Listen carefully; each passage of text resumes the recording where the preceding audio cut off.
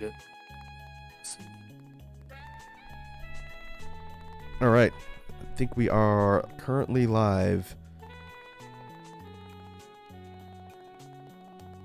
I'm going to take us off the loading screen, and then we'll go ahead and get everything set up on the layout for the gaming stream, and we'll resume the pain.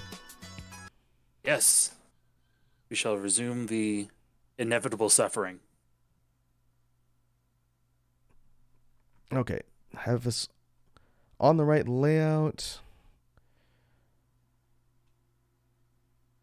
Yeah, that looks good. I'm going to unpause the program so I can get the game running. And now it should show up. Mm-hmm.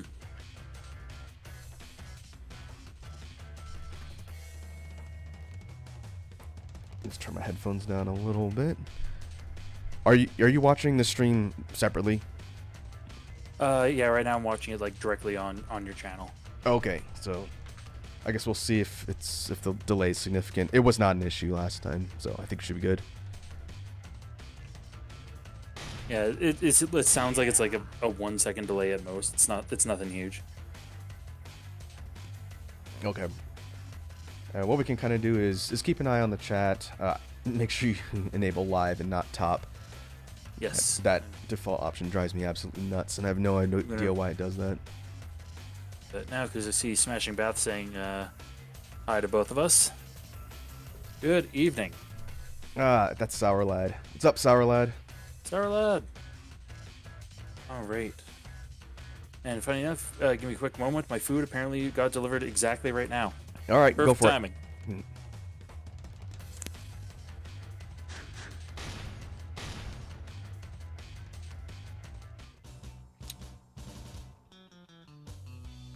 That is not the right file. Hey, what's up, folks? We're just getting started. I see a Sour Lad and Wazi. I was messing around on this one earlier. We want the hard mode file.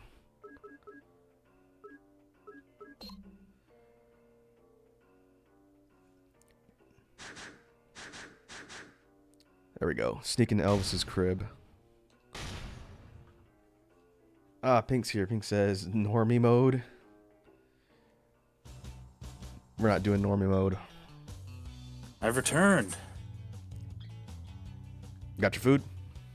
Yes. All right. Oh. So, Wazzy's with Josh, my brother. Apparently calling us out for something saying normal. Sorry, I only just got back. yeah, I loaded the wrong file. I was messing around on one of my other saves yesterday. I fixed it. We're good. Yeah. Let me load up, and then we'll kind of do a little bit of an intro for folks who might not know who you are. But I'm gonna pause it so I don't wander into do something stupid. All right, so we are picking up with God Hand. This is session number 2 of 400. I am joined today with another special co-host. My co-pilot today, as you can see on the stream with an appropriate avatar, is Protoprolix, or Matt from Team Toxicure. Hey, everybody. How's it going? Some of you from Well, Wazzy's stream probably know Matt already, but if you want to introduce yourself to the folks who don't, go for it. Absolutely, yeah. I'm just noticing Toxicure in the chat just saying, have no sound to someone tell them they suck. Don't worry, we heard you. Hi, I'm Matt. I am Wazzy of Toxicure's husband. We've been I've been helping her with streams for a long time. I've been doing a lot of work with my own streams with Extra Life for years before that as well. But yeah, huge fan of God Hand. I'm a gamer of all consoles and sorts, and honestly, like, super excited for seeing more of this gameplay. It's always fun to see someone who's willing to push themselves into doing hard mode. Just as a telling thing for folks, since this file's the same one that we've been playing on, and I did the offline run through the Q&A boss fight, notice it says almost 3 hours. We did about 3 hours in the last session, but the way God Hand counts time, it doesn't count when you die. It only counts progression. Mm-hmm. So in reality, it's probably right around 4-ish plus hours.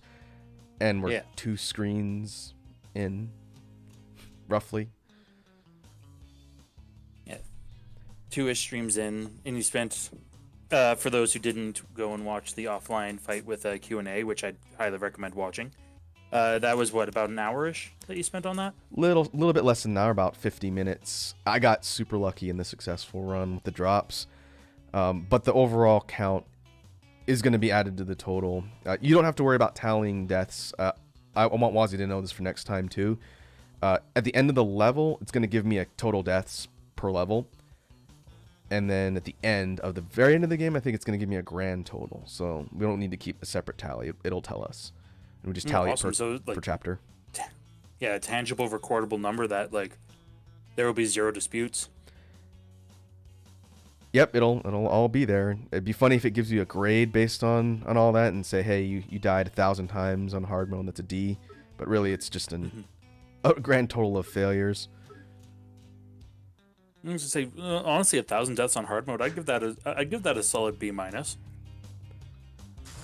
I honestly can't remember how long it took me the first time I beat hard mode. It's been many, many years.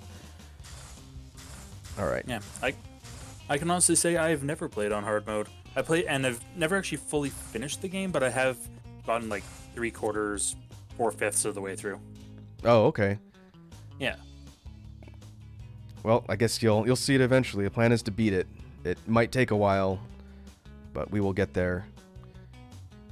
Hey, in the case of a game like this, it's not always about the destination. It's the journey that matters. That's right. The journey that usually involves, getting your shit pushed in repeatedly. The real friends were the fists we made along the way. Yeah, and the crotches we kicked. All right, gotta get warmed up. Can we get a sound check for the folks watching on stream? Are you able to hear Matt and I and the game audio? Should be pretty much the same as last time, so if we need to adjust anything, let me know. Yeah, please feel free to let us know if something's got to go up or down, or if I'm mumbling a bit too much, or if something like that. Yeah, I can hear you fine. Yeah, already one in, but to be fair, hammers suck in this game. Yeah, the big problem with the levels where they drop you in with kind of in close quarters is you can't pull aggro easily. Like, if I had a way to either taunt one of these guys or throw something at him and pull them one at a time, it'd be easier. But I could do that. But the problem is you take one hit and you drop your weapon.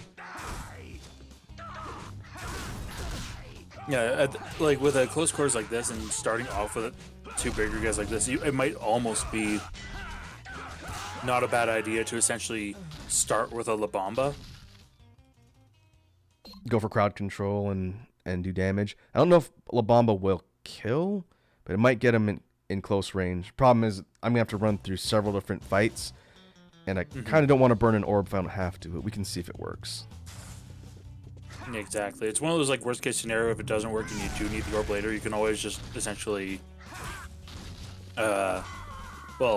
intentionally drop it and then... Or I can get a roulette card out of pure stupid luck. Oh, that's fantastic. Yeah. Unfortunately, he dropped the hammer on the same place as the mag. And I don't know what prompt it's giving me to pick up. Yeah, it's going to be one or the other, so... Yeah, like we saw on the previous stage, if you pick up either the Bikini Girl cards or this unique item where you look at the Love magazine, it maxes out your God Hand meter. And I'm pretty close, so I don't really want to do that. So we'll leave it for now. I was going to say, worst case scenario, double back after using the meter, and then you can get a magazine and a hammer. Yeah, we'll basically try and conserve resources. But we've got another wrestler dude here, just by himself. And that chair absolutely just martyred itself for him.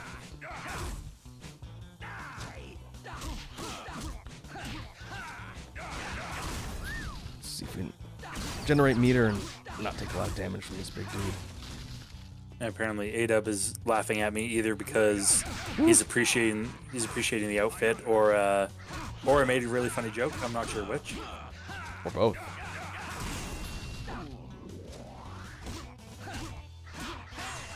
While I'm trying to take this guy out, I did a kind of a combat and gameplay breakdown on the first session to kind of explain how the combo system and everything works. But for your playthrough, did you ever deal with the hidden moves? The hidden moves? Not too heavily, no. Yeah, I was curious to see if anyone figured them out on their first playthrough, or if something in the game manual, because I actually read the book for this game, tell you how to do things. But it's interesting because they're useful. Like the most common one that I use is the one that comes out of dodge. So if you go into the bob animation and hit triangle, you get a free sweep. Yeah. And it goes the opposite direction of the button input reverse sweep that you get at some point. And then the pop-up, when he does the super high kick that pops people in the air when they're downed, that's also something that's really useful and they never tell you about. Mm-hmm.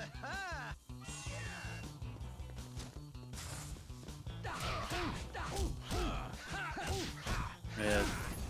We called the promo because if I remember correctly, walking up to him aggro's the guy around the corner. Yep.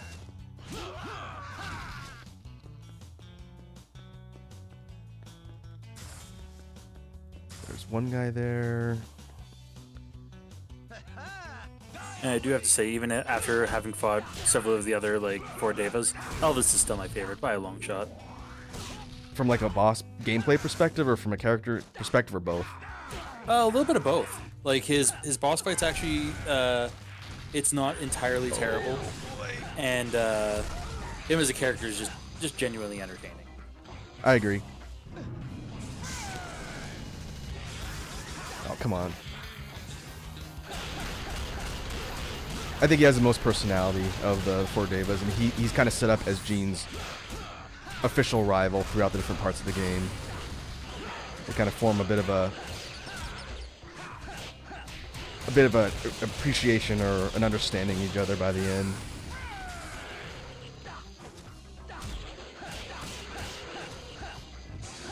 One hit. Come on. Oh man, not if he's behind me. Oh jeez. The green sword demons don't have a counter prompt if they sneak up behind you. Like the purple ones, man. That sucks. I could have got something nice for that.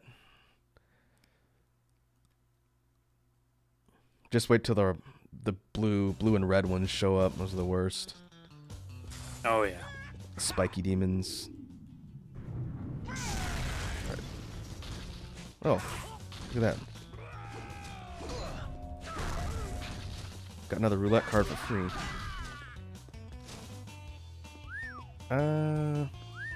Roulette card to replace, a hammer to whack the other fella.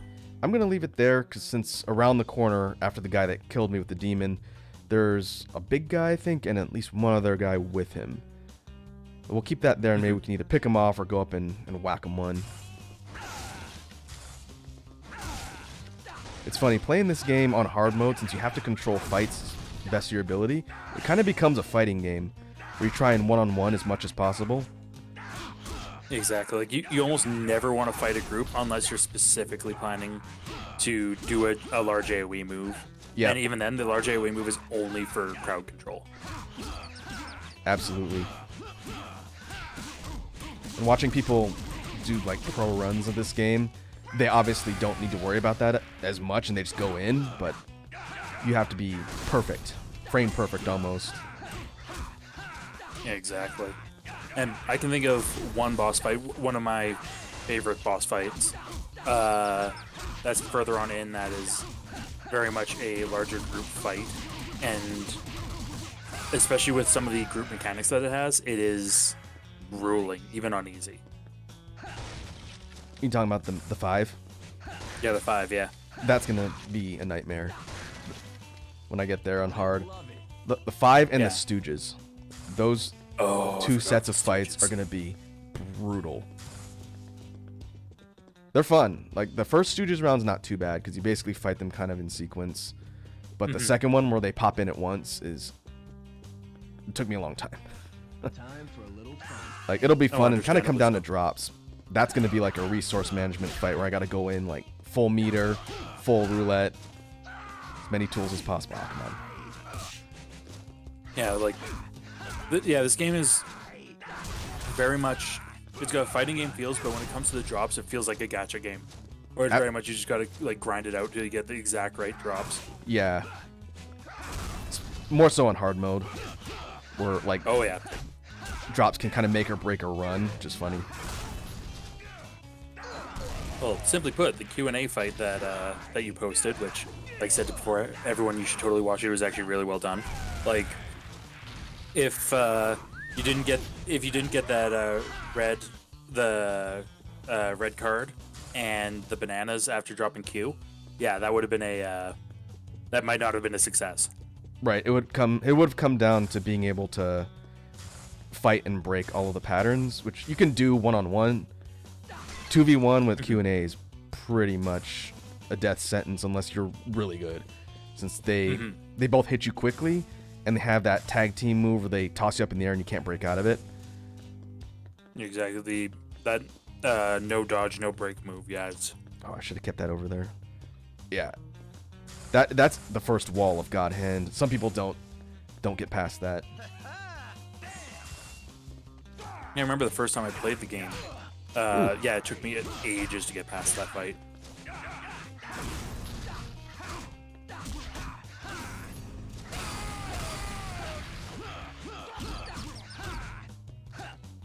I have no health. If I don't get lucky with a drop here, it's going to be tough.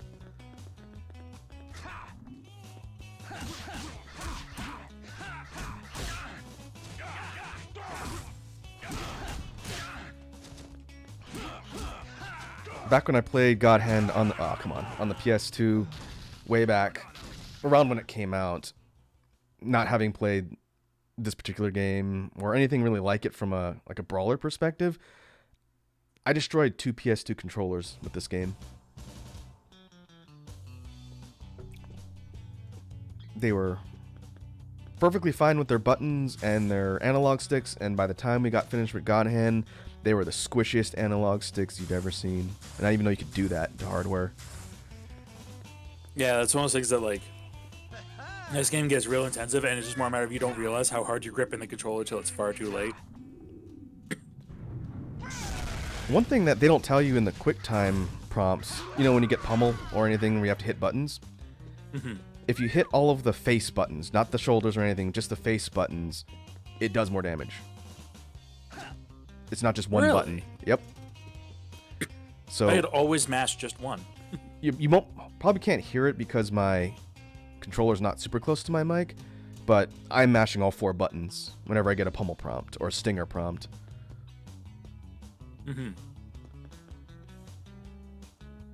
Let's see. I see Naked Snakes here. Kiwi's here. Naked Snake saying, I read your guy. Kiwi's here saying, welcome to the monotheistic ball crushing action game of the PS2, God Hand. Matt, have you ever seen the Japanese promos for God Hand? I'm sure I have. I guarantee I looked that up back in like the early days of YouTube, but I don't recall them. I haven't seen him in a while, but it was like a almost naked guy in like a Speedo. He has like a thing for a head, like not like a regular person's head. He's basically like a superhero running around and spanking people. It was a long time ago, but it's pretty funny. You would remember it if you saw it. Oh yeah, because Japan. Japan has some like both like the best, like they always go either really really good weird or really really bad. There is no in between. Nice.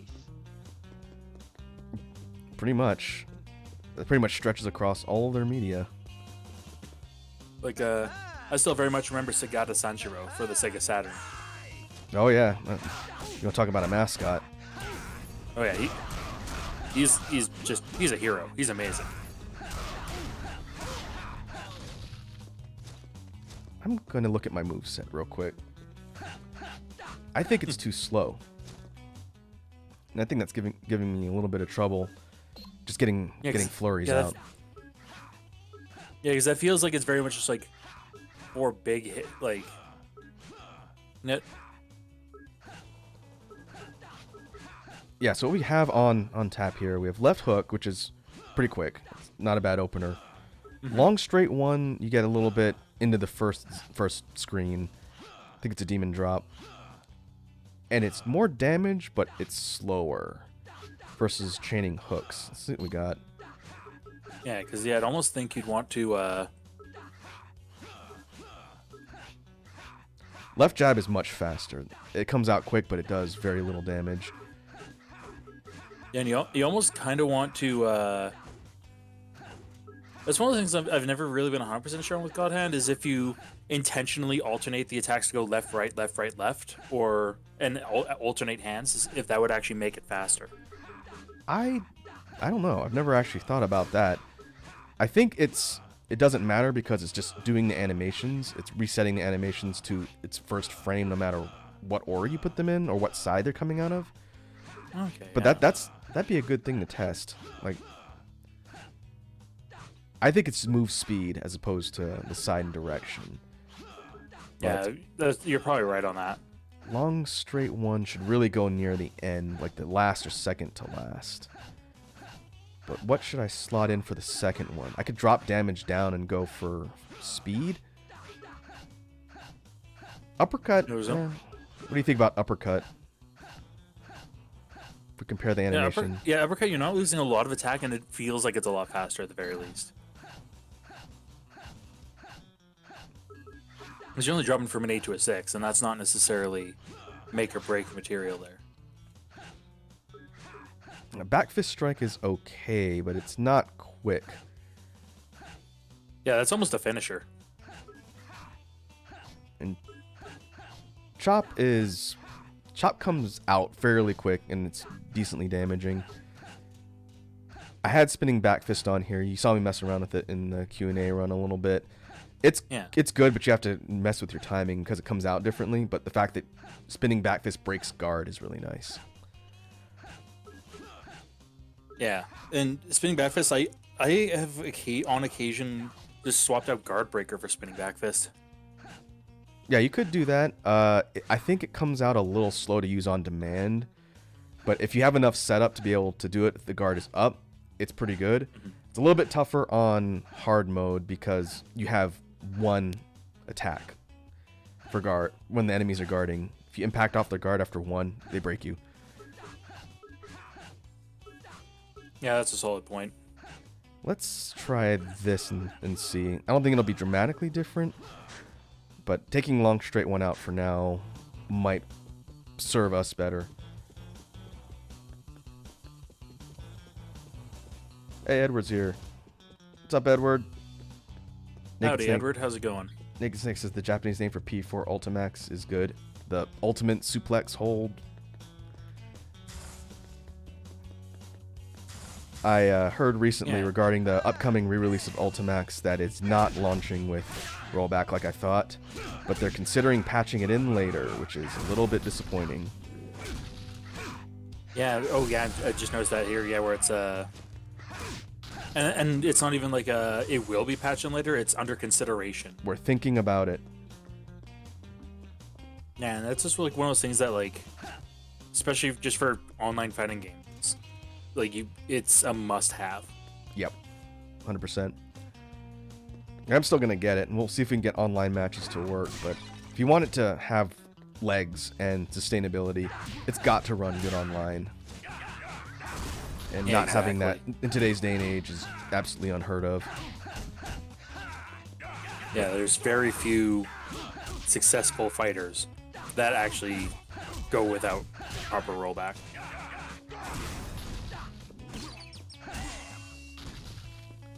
Sometimes Japanese devs seem like they don't really understand the internet. Yeah, Nintendo's a good example of that, but Nintendo's notorious for that. The fact that it took until the most recent Switch model to include Ethernet port on the dock, that's just absolutely absurd that it took that long. Yeah. Man, I think it's a bunch of out-of-touch people that are very old who don't really understand. And until they kind of switch out, it's going to be probably not too much different, which is unfortunate. Oh, that reminds me. There, Was and I were watching your last tier list one, Oh, God. Yep. and I remember you talking about Tokyo Mirage Sessions, the Sharp FE. Yep. I don't recall because I had looked away for a moment, but the reason it's Sharp FE is because it's supposed to be Shin Megami Tensei Fire Emblem crossover. Yeah, it was like a property crossover. I really don't know much about it.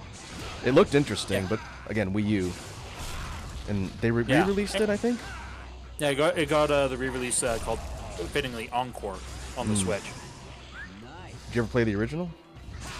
I have not. I have Encore on my wish list on Switch because I've wanted to play it like since it first came out on the Wii U, but it's more a matter of when I had a Wii U, I didn't exactly have a lot of disposable income to go and drop it. I see. Edward says, which death was that? That was probably 6 or so. Yeah, it's 6 or 7 on this stream. Yeah, so Edward, we're not going to be keeping an active tally because it'll tell us when I beat the level. It'll tell me how many times I died and continued. So just to make it easier and less to keep track of, we'll see it at the end. Naked Snake says, what is rollback? Okay, that's actually a really good thing to talk about for people who might not know. So rollback refers to rollback netcode in online infrastructure for fighting games. And I'm not too good at describing it, but basically it allows the game connection to kind of roll back whenever there's a discrepancy between what's going on between connections. And it's a way to reduce latency and make it smoother play online for fighting games specifically. And it's really important because it makes it much better than non-rollback netcode. I don't know, you think that's an accurate description, Matt? Basically, sort of. I just quickly Googled it just to get 100% sure. Essentially, it treats both player inputs as a local, effectively offline, and opponents as a remote player, and rather than wait for an opponent's data to arrive, each local machine essentially predicts what the opponent will do next, and if the prediction is correct, then the game plays really smooth. That's a much better explanation. Yeah, and essentially, yeah, with that, it makes it so that because there is only so many ways, like, yeah, people pull off ridiculous combos in fighting games, but there really is so many ways that you can have a correct and accurate input when in a fighting game. So the code's actually pretty decent at being able to predict.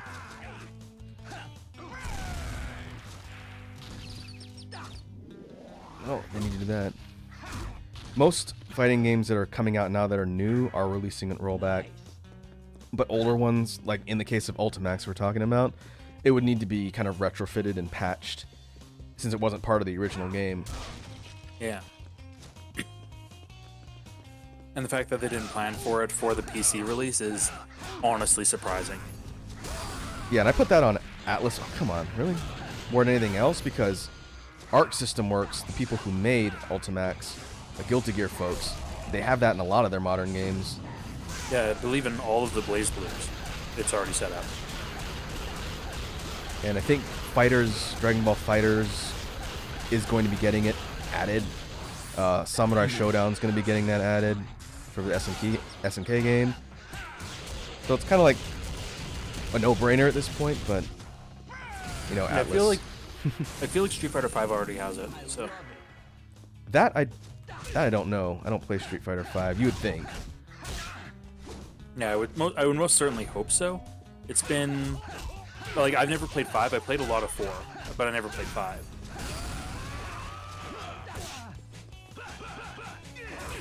And I've played a decent amount of older Guilty Gears. Like last Guilty Gear, I really heavily dropped myself into was Double X. Okay, which version? Yeah, Accent Core Plus. Okay, there you go. Last one I played was Accent Core. Was there a vanilla Accent Core before Plus? I believe there was. Let me. It was the one on the Wii. I don't think they released Yeah. more than one Accent Core on the Wii. Yeah, because I have Accent Core Plus R on Steam because Humble Bundle had a Guilty Gear bundle a little while back, so it gave, I think, every Guilty Gear up to Exerd Revelator. Oh, okay. So I've got a schwack of those. Of course, yeah, the only one I don't have is Strive. I need to get back and play more Strive. That's a good game. Yeah, I just love Guilty Gear. They made so many iterations of Double X. It's insane.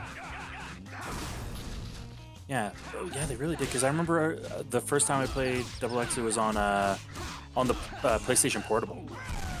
Oh, wow. Yeah, I don't remember which version that was. But, well, okay, first console version I had. I played it in the arcade a ton.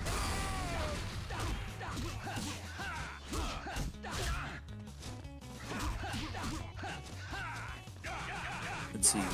It can say saying it can see the future. Yeah, that's essentially that's Rollback is its future sight. And I was saying, Father Raku, I have sinned. I like Ebihara. Well, I guess that's not the worst take in the world. Naked Snake. Yeah, you could have significantly worse takes. Yeah,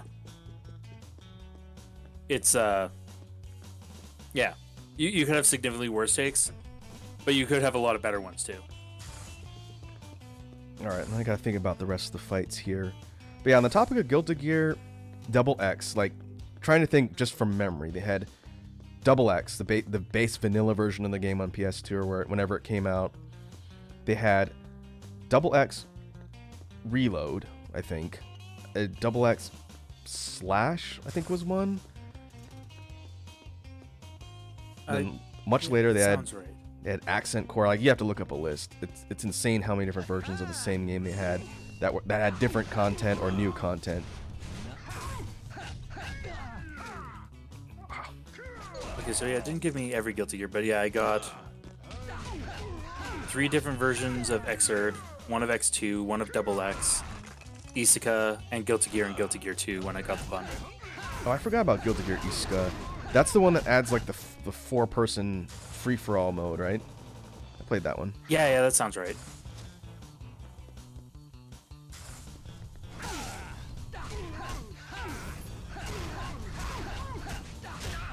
I want to say you had to push a button to switch sides in that one too. And forever, I don't remember. I just remember that kind of wacky multiplayer mode they had. Yeah, and yeah, wacky is probably the best way to describe it because for people who liked it, they loved it. For anyone who felt ambivalent or less towards it, it was just like, yeah, there's a reason it was only in Isuka.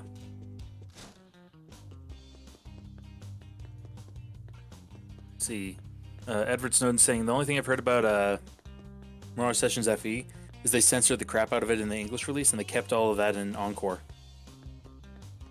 They kept the censoring or kept all the original? That sucked. Oh, I wonder what they censored. Yeah, that's a good question.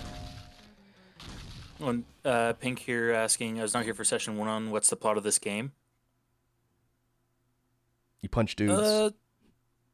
Essentially boils down to 4 demons doing evil demon stuff. They have gangs that go around that are worshippers of them, going around and attacking people. Gene had his arm chopped off by said gang. Olivia came in and essentially attached a new arm to him, which is his right arm, which is the God Hand. And he's essentially going on a ass-kicking quest to go defeat these demons. Right, and one thing you'll get via plot later on is the reason why these gangs are out and about and serving the 4 devas, the big bads, is they're trying to resurrect the demon lord Angra, who's like the big bad who was sealed away. Yeah. And you'll get more of that later, but Gene, as the bearer of the God Hand, is to basically go out and stop them. Or Olivia will punish him. We'll see that more later too. She threatens to chop his arm off again. Oh yeah, she's a little bit ruthless. Oh, and Edward is saying essentially that the censorship was kept in.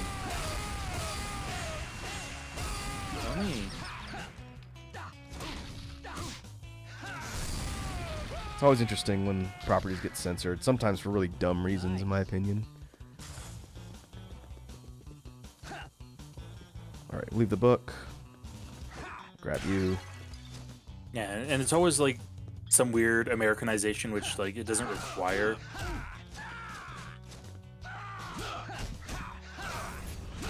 I can understand if content is being changed or censored because it doesn't translate.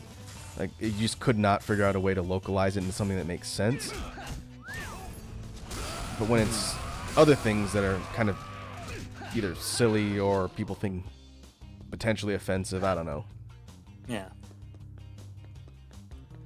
Let's see. Apparently it was a swimsuit DLC and a hot spring scene that were removed. And like essentially they did like just censoring on most of the girls to remove more suggestive things. Wish I could say I was surprised. Gotta protect the children, I guess. Even though if I remember correctly, the game was rated M. Was it rated M? I thought it was. Most of those games get a teen rating. Let's find a game case. Get out of here. Somewhere here on the interwebs. Okay, that one says rating pending. That's less than helpful. Wow.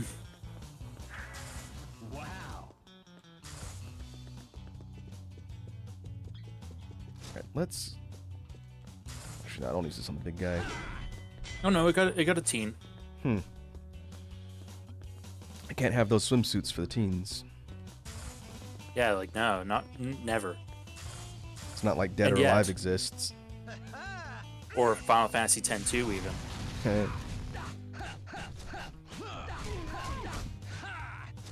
Back in the PS2 era. Never played 10-2. I never beat 10. But I heard 10-2 is decent. Like, it wasn't a bad game, just whether or not you agreed with the narrative choices, I guess. Yeah, some of the narrative choices were wonky. I would argue it is one of the best combat systems in a Final Fantasy. Did they change the turn-based system from Vanilla 10? Yeah, it wasn't vanilla. It wasn't turn-based at all. It was back to active time. Oh. It was 3 people with active time, but it also had active job swaps mid-fight, and it had like a full proper job system. Was that was like the dress system or something? Yeah, the dress spheres. Dress spheres, yeah. Yeah, and like legitimately the mid-job, and the fact that they had extra mechanics built around changing your job mid-fight, because it would essentially be like on a sphere grid, and say there'd be like one job, one spot, and then you go to another along a path. But if you change the job, there's a icon on the path that essentially like says, "Hey, your attack goes up because you swapped your job from this to this." So like there's a lot of really interesting mechanics built around doing multi-job stuff in the middle of a fight. That's cool. Yeah. In all honesty, the only thing I remember about 10-2 is the opening song by Kodokumi, Real Emotion. And real talk, that song, it's still a banger to this Oh, day. yeah.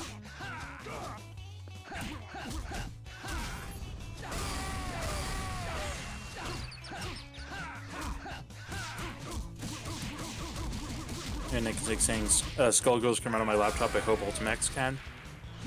I'd be surprised if it couldn't. Yeah. And speaking of rollback netcode, Skullgirls was one of the earlier titles that instituted GGPO as part of their online infrastructure, and GGPO is rollback. Nice. Yet another reason to appreciate Skullgirls, like, that's just another, like, very solid fighting game. Very, very fun. The little indie fighter that could. That game should have been killed so many times in its life. Between development hell, between them being kind of just the underdog property in like a mainstream sea of fighting games, between the leader of the original dev team turning out to be a giant scumbag and the property changing hands. The fact that we're getting additional DLC characters in Skullgirls now is absolutely insane. It's like 10 years old. It's glorious. Yeah, the fact that and it's all essentially off the original game. Yep. Like, and they haven't fallen into the classic fighting game of, oh hey, there's like 3 or 4 different sequels, like the classic Street Fighter, Guilty Gear. Right, it's just Skullgirls Encore.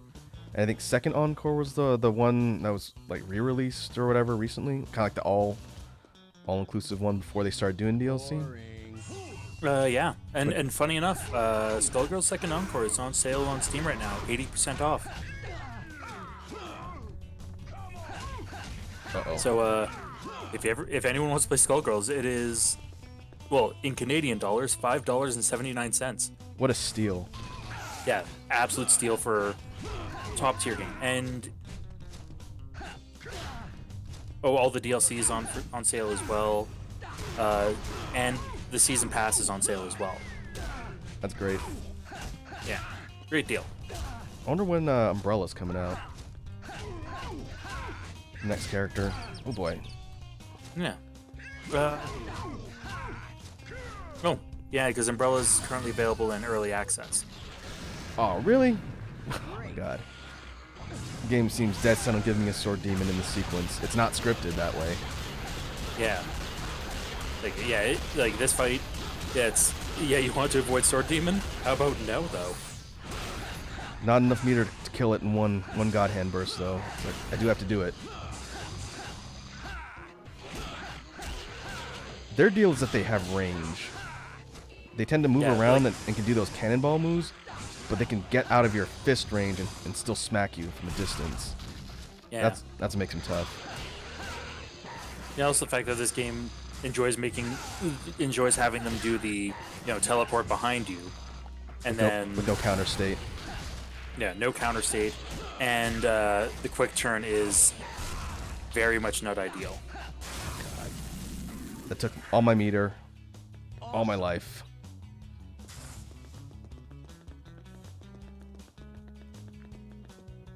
And that's God Hand. Mm-hmm. Maybe I can get lucky with drops here. There's a bunch of crates off to the right, and those goons on the stairs I can also look at. Mm-hmm. And Naked Snake saying FF14 is full, no new players. Yeah, it's not easy to get into if you've already bought it and you have a subscription. Speaking from experience. That means no new accounts and no new players? Is that what that means? Essentially, yeah. Like right now, they've taken FF14 off of the Square Enix shop. You cannot register for the free trial. Not that you could get in anyway. Like they've essentially locked it off for a while. Wozzy's back. I've never seen a game property do that before. Boring. Yeah, essentially they're just trying to. Yeah, the fact that they're saying, "Oh hey, we're not selling the game because we need to make sure that it's playable for the people who've already bought it." Like, it's a bold move, and it's worked out. Oh, come on. This is an example of that DJ Khaled suffering from success meme. Yeah. When you're too successful. Yeah. Alright, we're gonna get a save point, but I have no health. Yeah. Wazzy's asking how many deaths are we at? About 10? 7 or 8? Close to 10. Yeah. I mean, it'll tell us at the end of the area, at the end of the level, how many it is, but this room is not easy. So I want to save a roulette orb. But it'll start me inside the room now. It should, at least. Mm-hmm. Yep. And with full health. So, like, that was a death worth taking, because it's going to make your life so much easier. Yep. So burn one orb on La Bamba. And there should be a couple more waves. Yeah. Could throw a hand if I really need to. Yeah, worst case scenario, you do have a full meter. Whew. Let's get through these guys.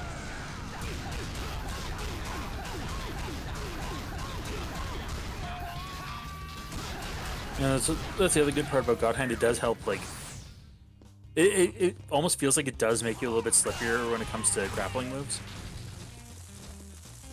Oh, hey, the little guys. Oh, That's a lot of little guys.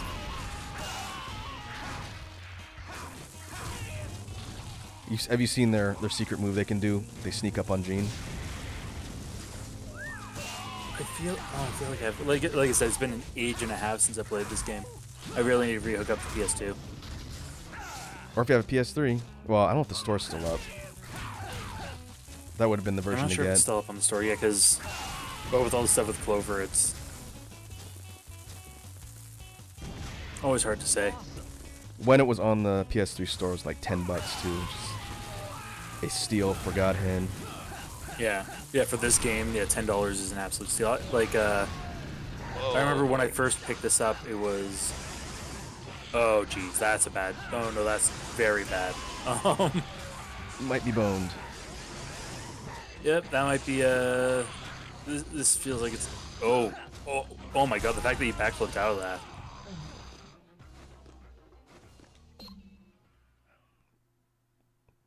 To be fair, surviving that long with that little health, not bad. Yeah, it could have been better. But Could have been better, but it could have been a lot worse. Sure. The secret move that the little guys have, they do a concho. They sneak up behind Gene and they shove their fingers up his butt. It's great. Because of course that's going to happen in this game. Oh, it's got to. Alright. I don't think that green demon is scripted here either. Let me see if I can get a little bit further without burning meter.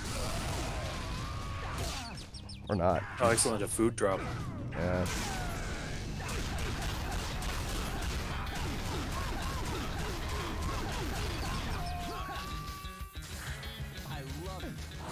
What did he drop? Oh, trains. Nice.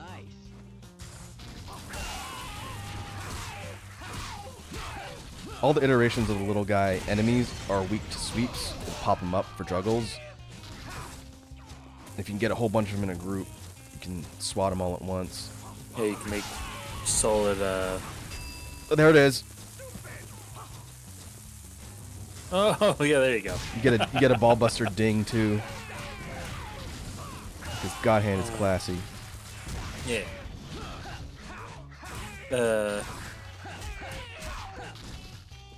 Yeah, with all the kills you're doing, Waz is saying Kilimanjaro. It's a classic Halo. Wow. Maybe it is scripted. I don't know. Yeah.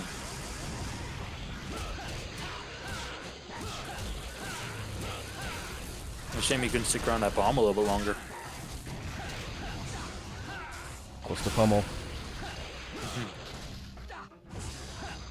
And Naked Snake saying, I love how Xbox is so backwards compatible. With Wazzy saying, I mean, PlayStation was too for a while. Ooh. Where are we? Yeah, and yeah, PlayStation's getting back into it, which is really nice.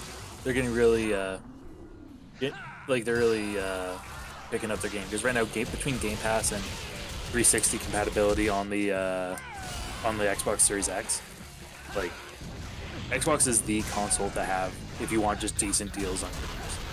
That makes sense. But apparently there was rumors that PlayStation might be doing something like Game Pass with multiple tiers, where the top tier gives you PS1 through PS5 portable and Vita games. Oh, Vita too. That's cool.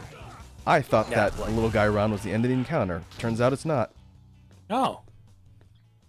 Well, here's the end of the encounter for this time. 3 wrestlers. Jesus. All right, I need to save my meter for that, for nothing else. Yeah.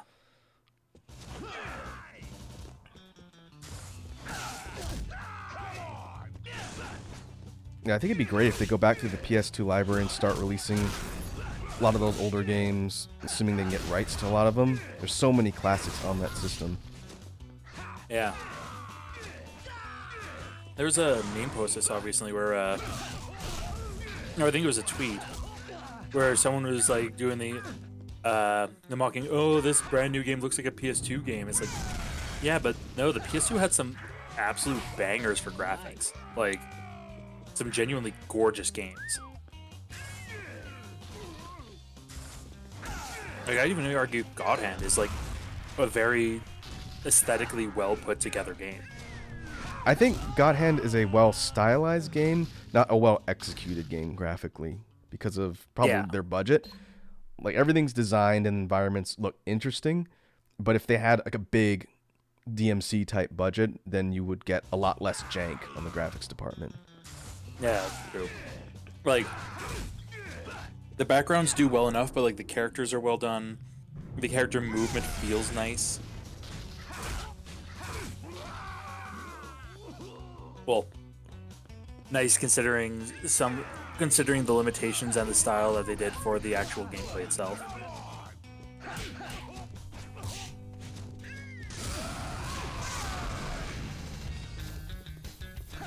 Oops.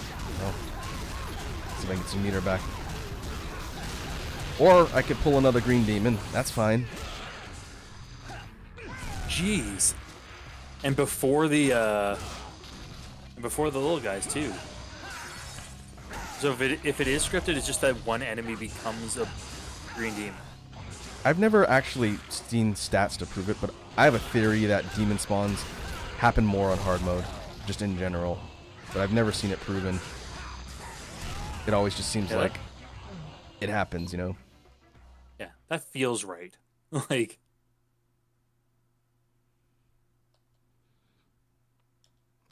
And this is not an optional room. I need one of the rosaries from here.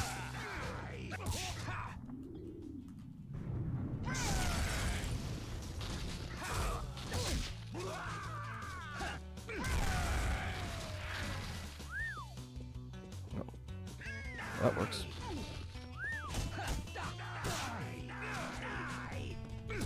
And just looking up stuff on the God Hand wiki for difficulty mode, googling it, videos of some of the folks doing what just look like unfun runs, really. But like this, let's see, it's even in God Hand wiki, there's no statistical proof that more demons pop up, but I would absolutely agree that it's almost definitely like one of those like little hidden stat kind of things. I would not put it past the devs. And Wazzy just saying, Wazzy A asking, have you gotten out of this fucking room yet? No, we have not. To be fair, we haven't been here that long. Yeah. I was just saying, you have a theory that you just suck, so you get more demons. Well, one would argue that if the game had like more of an adaptive difficulty,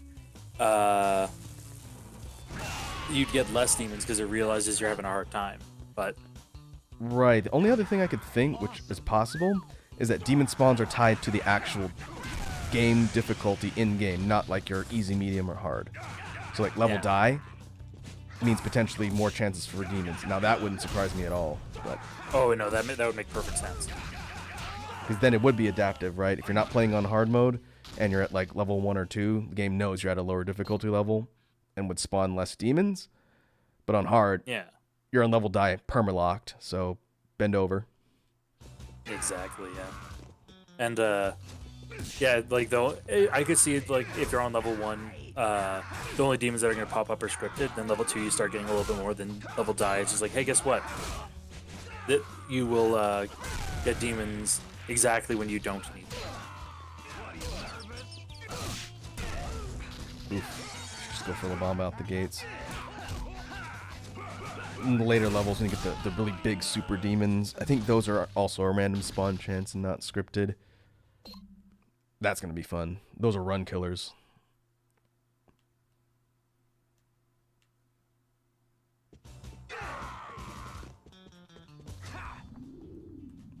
If I can get a La Bamba or a roulette card drop another one, that'd be nice.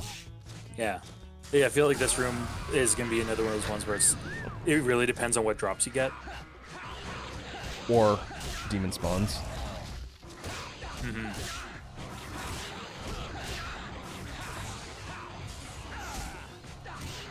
Now they put their block up ridiculously fast.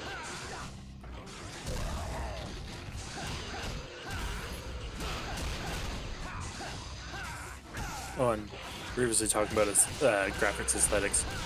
Wellesley was saying, your FF14 grapes, for example, they look like them from the PS1. Yeah, except they patched out the terrible grapes. Grapes? Yeah, in the new expansion, right at the start, there's a place where you go to a vineyard, and there's a whole bunch of grapes. But the grapes were essentially like in just a prism with a grape pattern on it, and it looks really, really janky. But like the player base absolutely loved it because they're like, no, we love our janky grapes. And in the patch that just came out on Tuesday, they patched them out so that they have more polygons. That was somebody's job for a day. Fix the grapes because it's embarrassing. Yeah, because everyone's laughing at our grapes.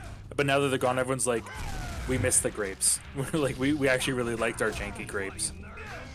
Prepare for janky grape DLC. Yeah. Whoops. No, my bet is that they're going to bring it back as like some sort of minion or pet that your character can get, so you can have janky grapes following you around. And charge for it. Yeah, oh, absolutely. I would seriously consider purchasing the grape prism.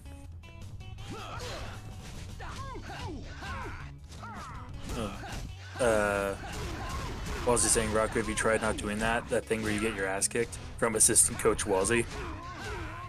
Thanks, assistant coach Wazzy. Oh. I'll keep that in mind.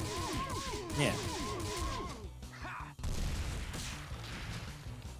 And Snake asking, is Matt the God Hand? I am not, but I am dressed as the God Hand right now, or at least my little Discord base is. Oh man.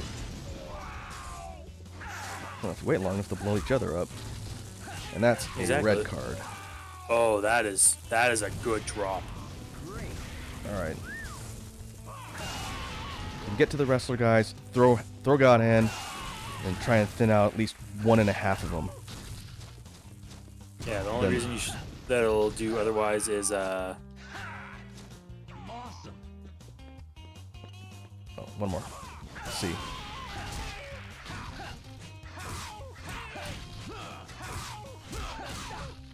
Yeah, I'm not gonna say anything because it. Ooh, okay, I can say it. I was really worried he was gonna be a demon.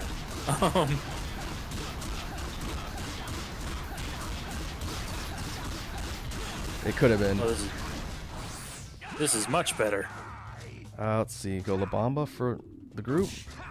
Yeah, I'd say La Bamba. Oh, I got dizzy. Who is it? Which one? That was the wrong guess. And that's going to get me killed. Alright. I'm going to bring another one. Citrus. Alright. I think this is the last wave. I think. Yeah, I really hope so for... I mean, now you're down to 1. Yeah, this is significantly more manageable. We won it.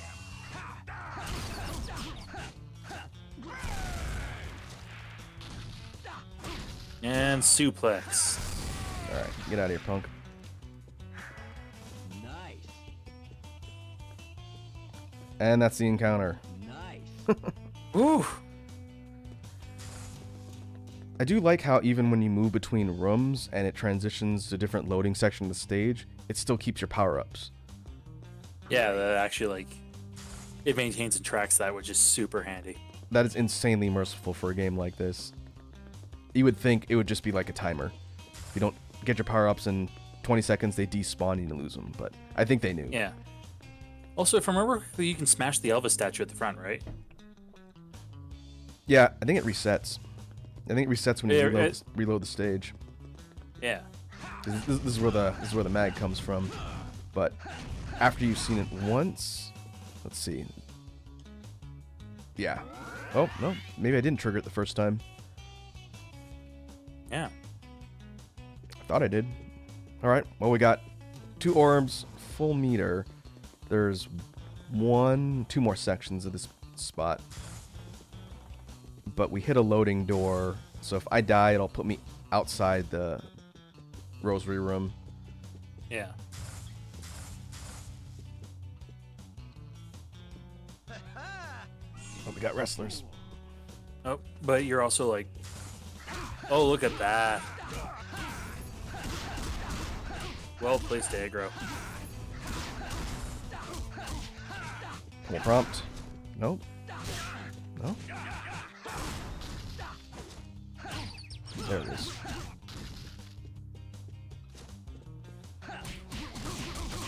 I'll pick up a really useful input tech in the next room that is going to be a mainstay for the majority of the playthrough, I think. Mm-hmm. The Yes Man. Seemingly useless move until you realize what it does. Yeah. That sucks.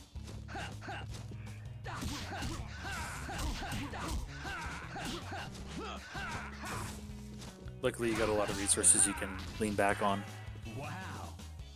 Alright. Got this, whatever's going on here.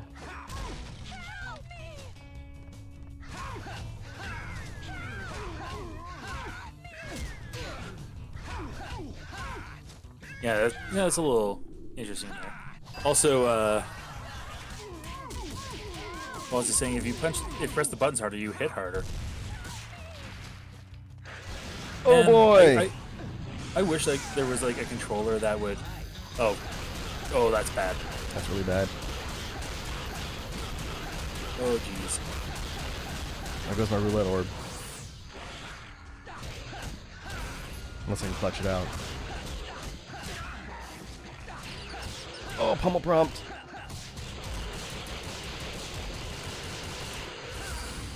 Yeah, you gotta get that in. That's how you do it. Whew. Ah, no tech. Woo! Got money though. Yeah, the big dollars. All right, let's go talk to those ladies.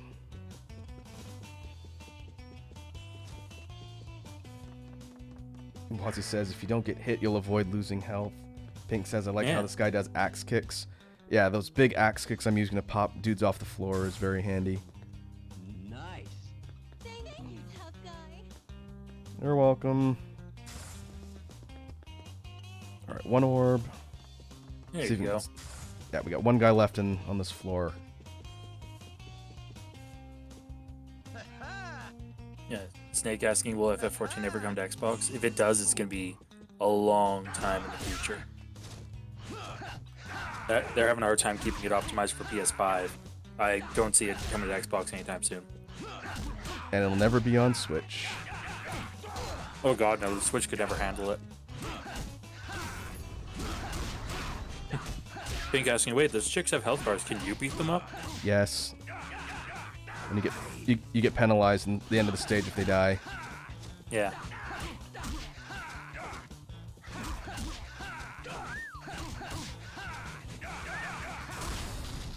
Was being more accurate in saying that it's not that you can beat them up, it's that they can die.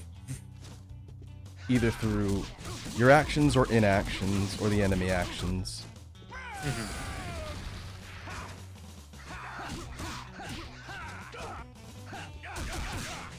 Come on.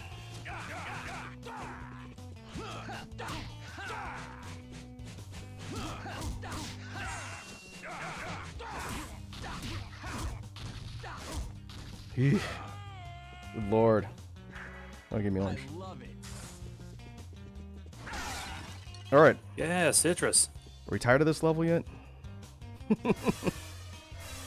Yeah, I think.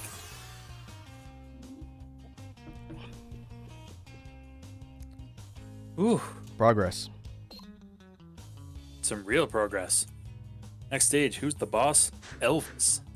We're gonna go to the store. See if there's That's not anything. bad. Well, yeah, you got tons of cash. See if we can get something that'll make our job easier. The fight against Elvis is pretty fun, and it's a 1v1, so it comes down to just doing it. Mm-hmm.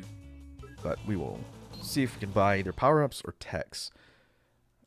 Wouldn't mind getting more damage. Yeah, and 1v1 is honestly where this game like really truly shines. Absolutely. I always tell people who may not have played this back in the day, if you like fighting games and the mechanics of fighting games, you should play God Hand. Mm-hmm. And you can play it on normal, and it is decently challenging, but not punishingly ruthless like it is on hard, but you could still take advantage of all the fun mechanics and whatnot. And normal is perfectly serviceable to play through. I was say, yeah, between normal, even easy, it's like if you're a fan of fighting games and you're a fan of like the concept of like the level of customization you can get out of this, even easy is a blast to play. Yeah. All right. Short uppercut. Nah, that's not really that useful. I was hoping for like a jab too. Have you seen the pimp move set? I've seen a good chunk of them, yeah, and it's just like They're all like these funny cross slaps with different hands, and then the later ones do things like break guard. So you wanted to build a full pimp move set. You do all the slaps ending in like a guard breaker, and you just like slap people back and forth, and then send them flying. It's pretty funny. yeah, didn't one of them also have a launch on it? I don't remember if it did. I think that might be either really pay up or pay up now. One breaks guard and one launches, I think. Yeah. Well, we'll see them as they unlock. The move diversity in God Hand is nuts too. If you want to create a really wacky set of moves for Gene to use, you can do it. It's not just punches and kicks or slaps. Like we'll see the drunken move set. There's lots of different kicks and jumping kicks and all sorts of fun juggles and OTG tech that you can use. I don't see anything move-wise that's going to help here. Yeah, like these are all. I was gonna say maybe the short uppercut if you want to go for speed, but like I wonder if that is not a bad idea though. I can't see the regular uppercut, what the damage difference is. We can do this. It's not too expensive. The Shogun Sushi. Yeah, it's only it's less than a third of your money, and it's gonna. And we'll use it to buy a short uppercut and just see where we can slot. I think I want to put chop at the end still. Yeah, the fact that you can chain up to chaining up to 6 makes a world of difference. I forgot to give it to you this early. I could have sworn it was a late game unlock where you can slot it in, but we got it. Oh, we do have a regular pimp hand. We picked this up from a demon, I think. Go short uppercut chop. Or we could go long straight one chop now that we have room and go for the straight damage. Yeah. We could try it. Against Elvis, we're going to definitely be using God Hand, so we'll need to have a lot of damage. But if we need to go speed, we can always switch up. I feel like if God Hand was made now on a modern platform with modern quality of life changes, they would have like sets that you could save. So if you wanted to have drunken moveset Gene, you just load up set B. Or if you wanted to have like all punches, you could just create custom loadouts for your character. That would totally be a thing. Oh yeah, easily. Like you could easily, I could see like custom move sets, and I could see different moves having a lot more effects than just like launch, guard break, juggle. I could see ones that are like, oh yeah, I could see them doing stuff like if you dodge cancel after this move, you get like some kind of boost to something. We got the cutscene.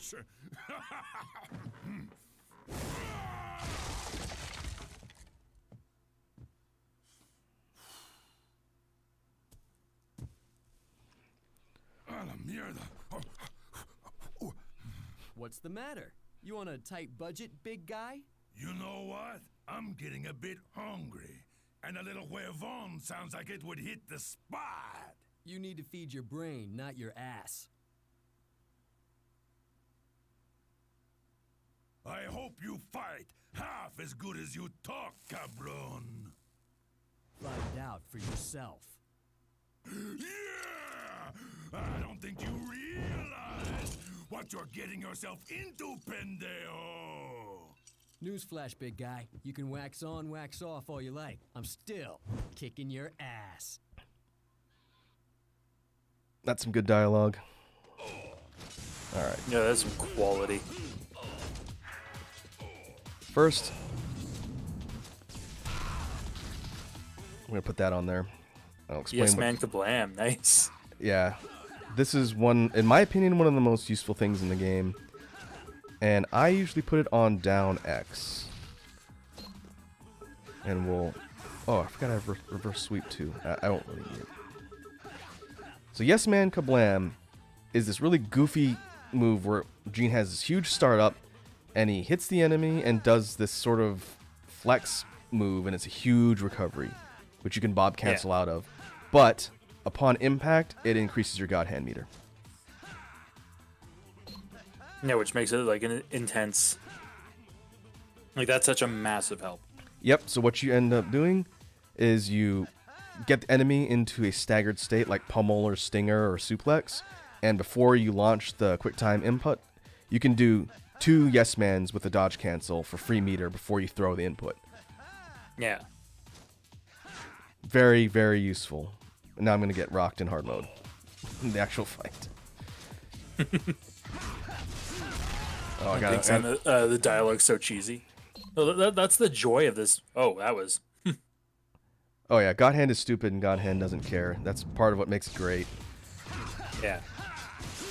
Yeah, it knows. One of the tricky things about this fight with Elvis, he's a big guy, but he is not slow. He's in fact very fast. And he does that stomp in like 2 frames. And if you don't backflip it, you're taking stomp damage. Yeah, and it has to be a backflip out. That is the only way to avoid just the. Correct. All right. And he can kill in a couple hits, but his moveset is kind of a modified version of the big guys with more speed. Yeah. Let's do this. Throw God Hand first and try and rebuild meter back.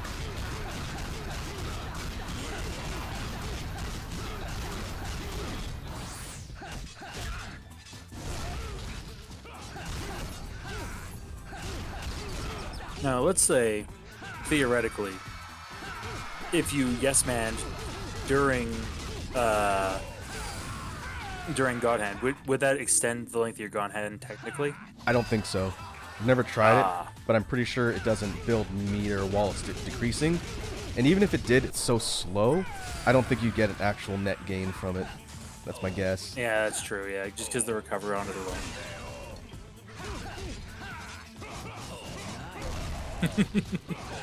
Woo! Oh boy. That flurry of blows comes out so friggin' fast. Yeah.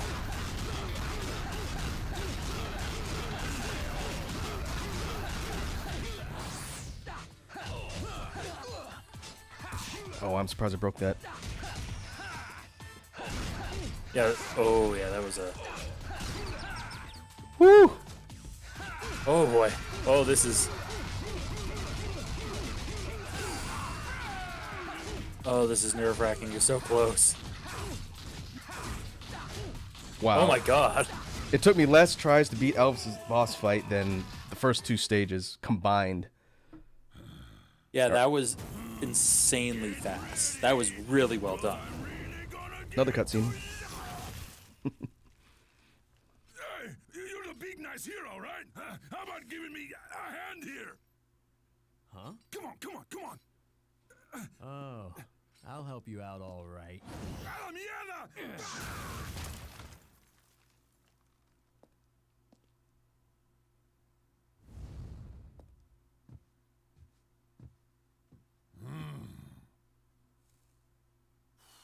He really gave it to me, all right.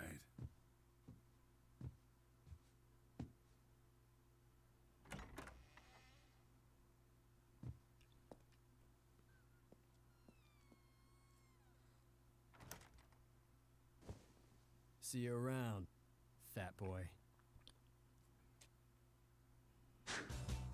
All right. That is stage 1. So here's the number that we need to keep track of. The number of continues. 51. 51 total. That is, all things considered, not terrible. But oh man, that money. Yep. 311 enemy kills across all the different continues. all on max level at 300 each. Yeah, it's a butt ton of cash. Too bad I can't do anything with it, 'cause stuff unlocks as you progress through the game. Yeah, it's more a matter of you will want for nothing. You'll be able to have everything as you want it. Yeah, and rest assured, folks watching this, the amount of deaths per level is going to go up as levels get harder and longer. Longer and harder. Yeah. Yeah, there's a couple of the boss fights that are just going to be completely unfun in that sense. I was messing around on my normal save, playing through the arena, just kind of playing the different fights, and I forgot some of the ones that are coming later that are going to be an absolute nightmare. Probably my least favorite. I'm going to change my answer when Wazzy asked me. Originally, I said the guy in the cave. I'm changing my answer to Great Sensei. That fight is going to be really, really tough. Mm-hmm. All right, I think we have another cutscene with Olivia. Yeah. Oh no, we got the Devas again. He's late. Why must fat and slow always apply to Elvis? He probably stopped to feed that fat face of his.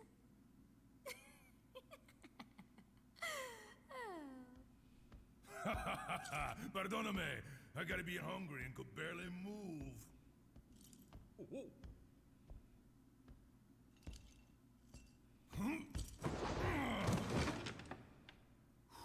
You know, if some people hadn't have passed by, I would have starved.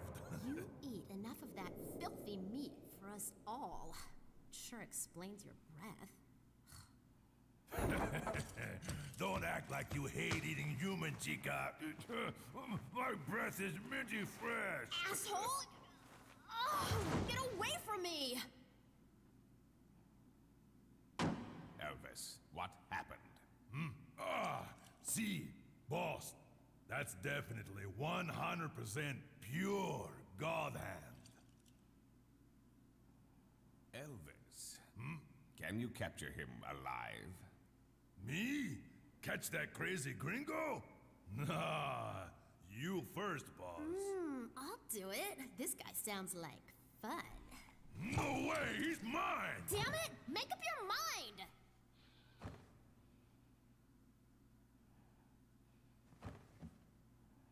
You can go. Oh, but don't you kill him. I want to have some fun with him first.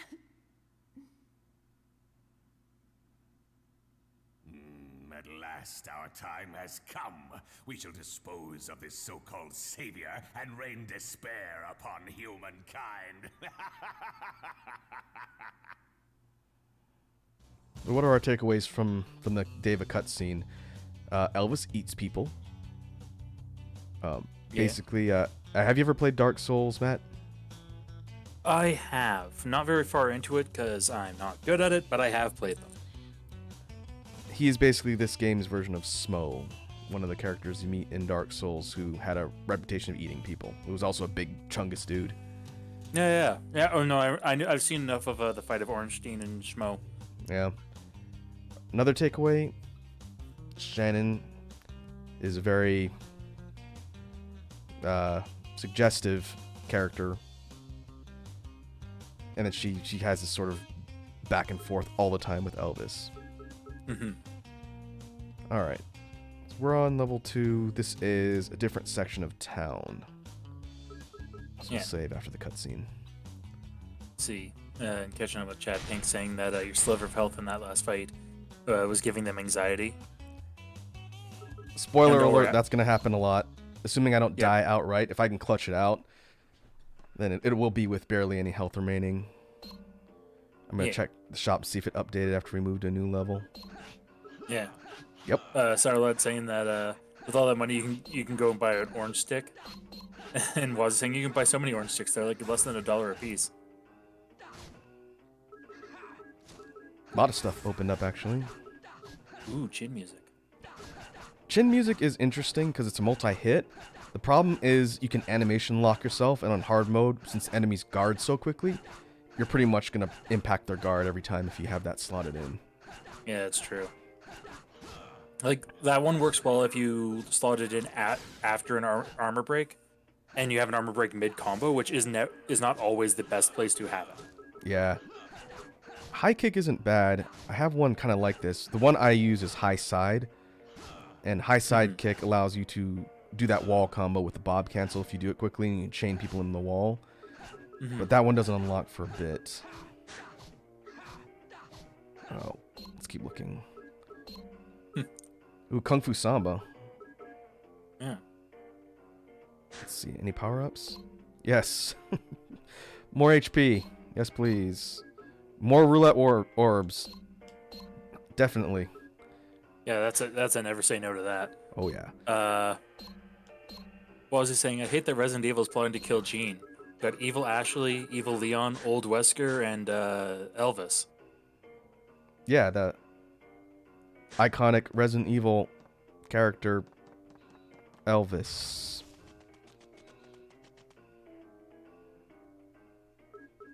This came out after RE4, I believe. You might want to look up the dates to confirm that. It was around the same time, though, because RE4 was 2004 or 5, I think. Let's see. God Hand came out September 14th, 2006.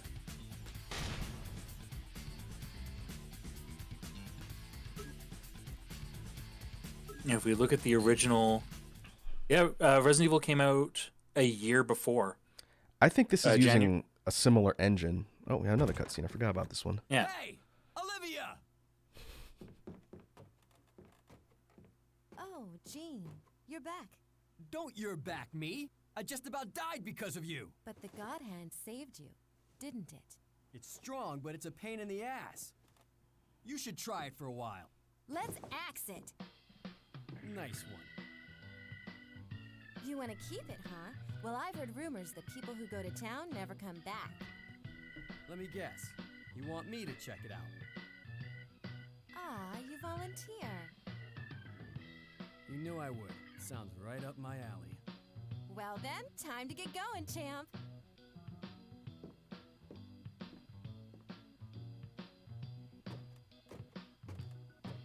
I should have never helped that psycho nutcase! Ugh! Oh, that Olivia.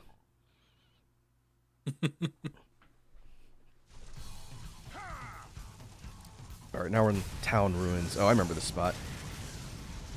Oh, right. Time for a little fun. Yeah, we're gonna run into the Stooges a little bit later. That'll be fun. Yeah.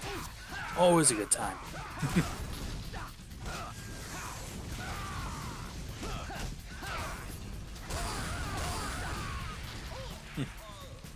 Well, this thing it's about to be an accident. Da da da da da. Wazzy joke. Time for a little fun. All right, we get new enemy types introduced here. In addition to the regular thugs that we've seen, we have new sort of versions and also female characters because God Hand's all about not being discriminatory for gender. Exactly. Gender equality, that's the word I was looking for. Yeah. It's all about equality. Everyone can be juggled into the air and kicked repeatedly. And the female characters have a different moveset, and they get different weapons too. They'll get whips, and those whips are trouble. Oh, yeah. I think that's one of the most dangerous enemy weapons in the game because of the range. Exactly. Between range and, yeah, and it's not just like a singular straight range either. It's usually ends up being like a full-on zone kind of hit. Yeah, it's lateral, horizontal, vertical, and all the way around.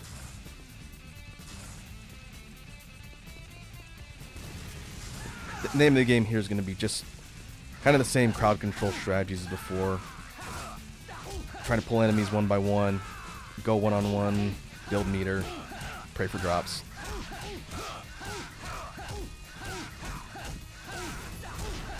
Oh, we gotta slide in our moves. Yeah. Was he saying, excuse me, but da joke is trademarked? I didn't even know that. But legally distinct. All right, let's see. We can uppercut or upgrade our jab. About uppercut versus straight 2. Oh, straight two's faster and more damage. All right. Yeah. Yeah, it's a strictly superior one. There is a low kick move, not this one. There is a low kick that picks people up off the ground, but I think it's a New Game Plus unlock. Yeah.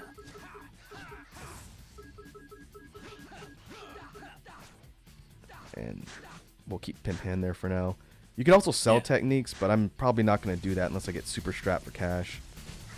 Which I don't see that happening for a while. If at all.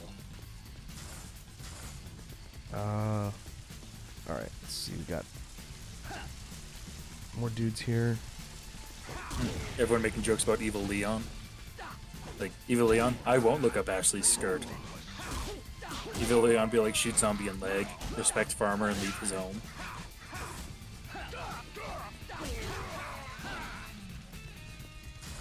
Oh, Leon. Nice.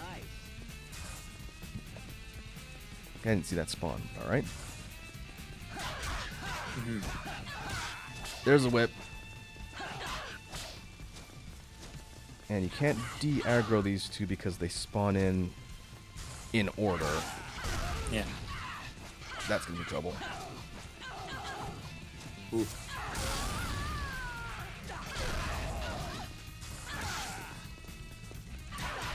Ah, I tried to flip it. I don't want to throw meter there for those two. Oh well. That would have been a better place to use the barrel.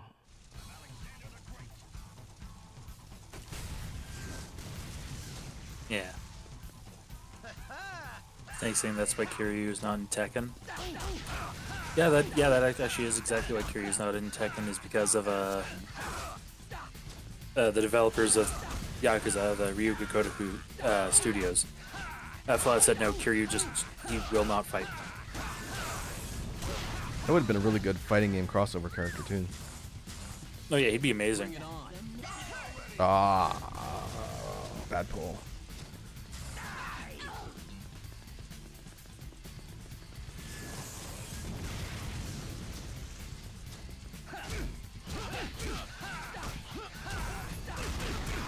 Alright, with upgraded attacks, we're going to see a... Oh, man. I was going to say we're going to see more damage, but... I mean,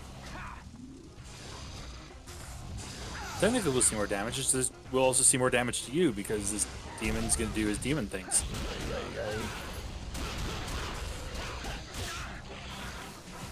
Oh, another tip from assistant coach Wazzy: if you dodge, you don't get hit. Didn't you say that one already?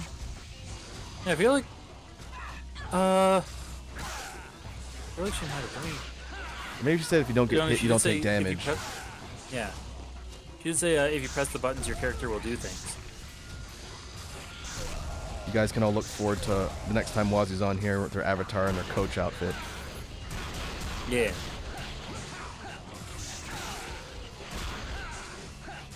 I feel like the purple ones don't teleport around as much as the green ones.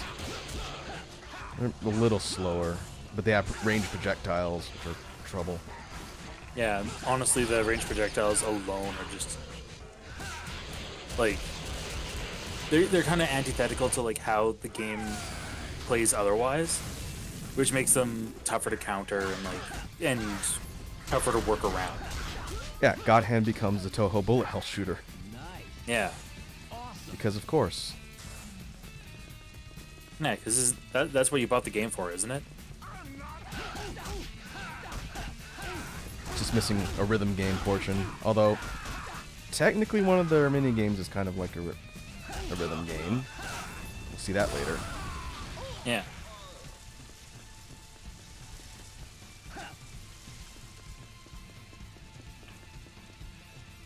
Alright, let's see.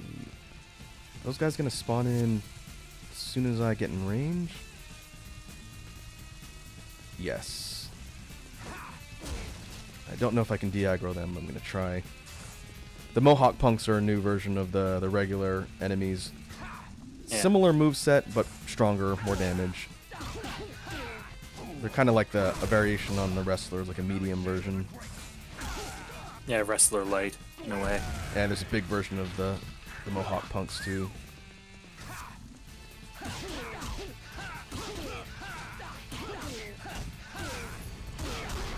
Oh, really? 2? Jesus. Oh, that's rude. That's just Come on. impolite. And he's doing a really good job of dodging you while you're on your meter.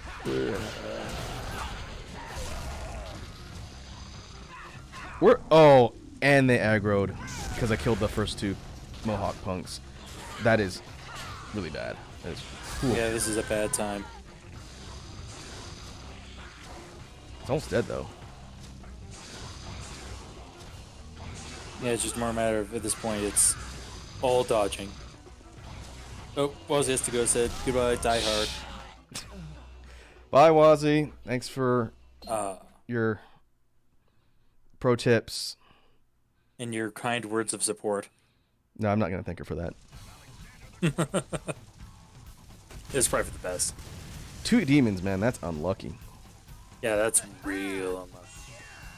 The demons have a set chance to spawn the chests that give you text, though. So even though it sucks and they might end a run, if you can kill them, usually you'll get either decent money or tech out of it. Yeah. Alright. Her.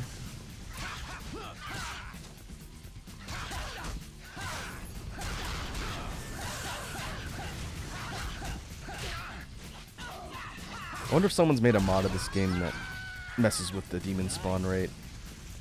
Like makes it so it's higher.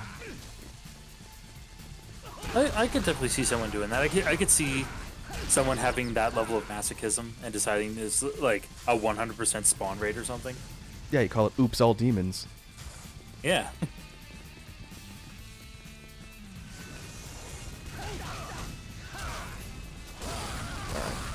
Might take me a couple of tries to get through this.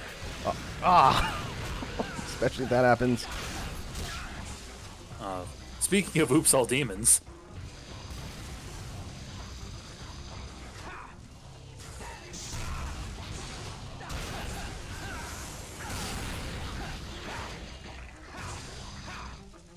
Now, just because I'm getting paranoid, I'm not going to burn meter unless I absolutely have to.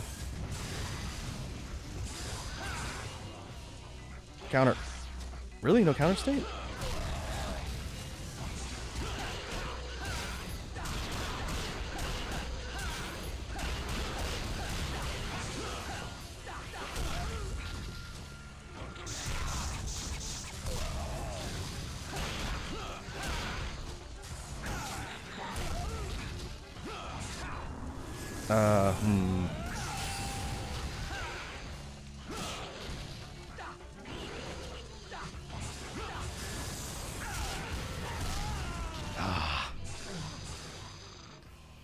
I wanted Ball Buster. It was too far, so all I could do was Shockwave unless I canceled it. Woof.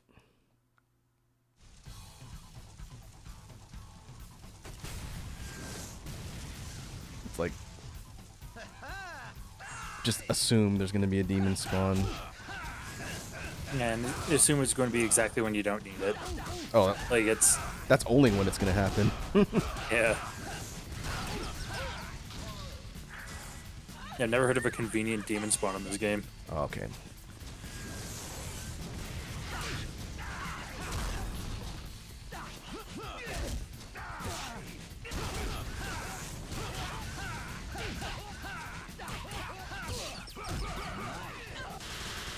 What you saw kind of in the corner of the screen for a second, the female enemies go into this kind of crawling animation when you, I guess, scare them, and they can be kind of comboed, but they move away from you.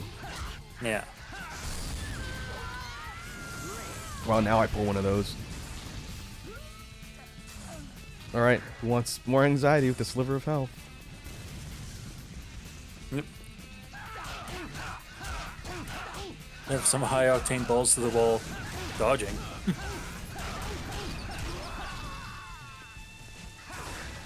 Oh, I was really hoping for a fruit drop there. I guess I can go Babamba on the 2 grunts. And maybe... Wow, that almost hit me.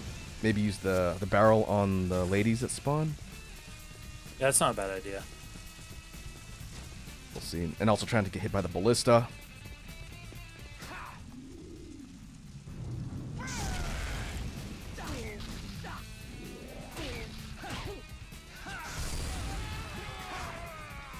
that hidden move launch kick thing that I usually do to finish off after I pop guys in the air will hit around Jean as well. If someone's close enough, they'll get launched.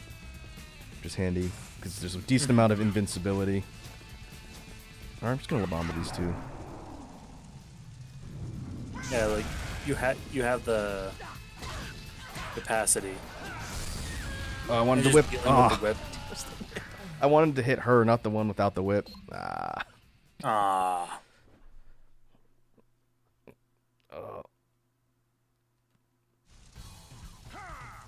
It's funny.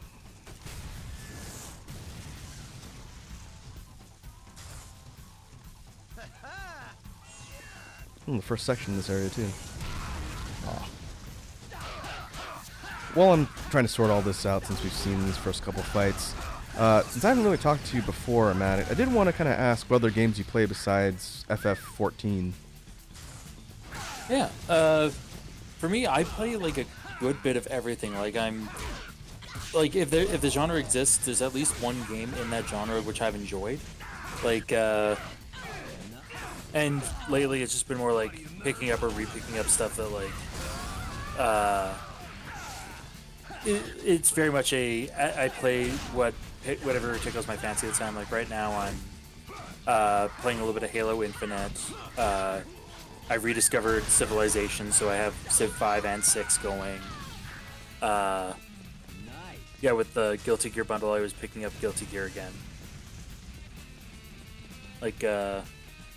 Like sports games, there's plenty of sports games which I've enjoyed. Like, you'll never catch me giving real money towards EA, but like, here and there I'll find one that I like. Well, nobody wants to give money to EA. Oh yeah, only company I want to give money to less right now is Activision Blizzard. Amen. Really did want to play that Diablo 2 remaster. Yeah, it was. Yeah, that one actually looked really good. I had so much fun with Diablo 2 back when Lord of Destruction came out. I've been clean for many years, man. A lot of hours. Oh yeah. And I heard that remastered port is very good. It's just kind of a principle thing. Which sucks for the dev team. I've talked about that before. The people that made the game weren't actually Blizzard. They're just working for them. But yeah, exactly. It's like I don't want to. I will never blame the devs for the actions of the execs. yeah. I will blame the more toxic devs for their actions, obviously. But like, more often than not, it's toxic devs protecting toxic workers. So Yeah.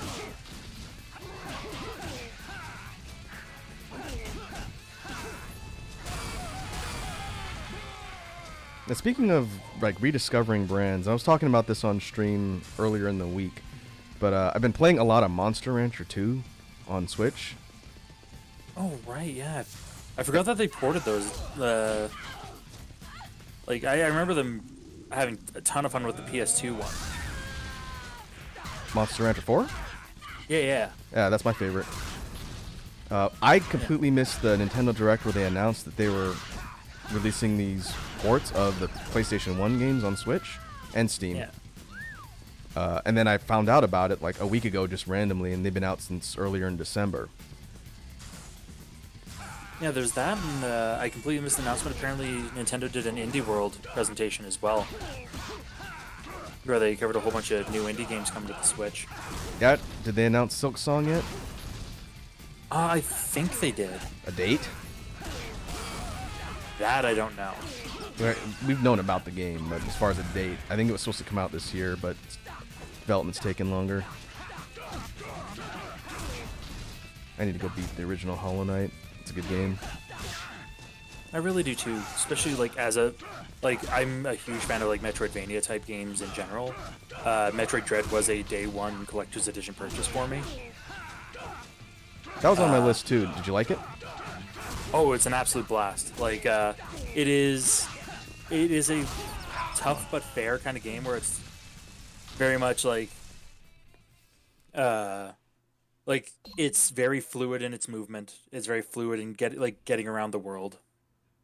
And a lot of the bosses, it's more a matter of like once you learn the patterns, it's a very tough but fair where it's like, oh hey, It takes a death or two to like really 100% get the pattern for sure. But once you learn it, it's very much a like it's tough but fair is probably the best way I can describe it. Well, that's good. Yeah. Although a couple of the bosses in the end part of the game get really repetitive, where they kind of use like the same style of fight a few times near the end, and it feels a little bit like padding. Yeah, I haven't played a two-dimensional Metroid game in a really long time. Did you ever play the Prime trilogy? I did not, because I didn't have a GameCube. Ah, fair enough. I've heard good things. I'm not opposed to trying them out, but I never got a chance to play them back in the day.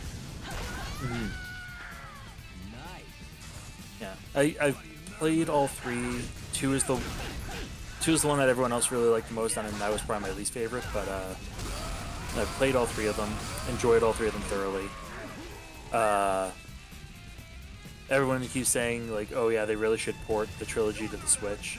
I don't foresee them doing that anytime soon, just because they'd either have to port 1 and 2 to motion controls, or port 3 off of motion controls, and the amount of work required to do that when Retro could be working on Metroid Prime 4.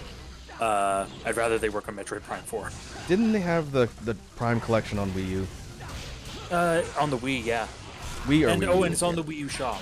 Oh, Wii U shop, okay. Because I remember seeing it in stores. A friend of mine had it. I thought about getting it, but I didn't at the time.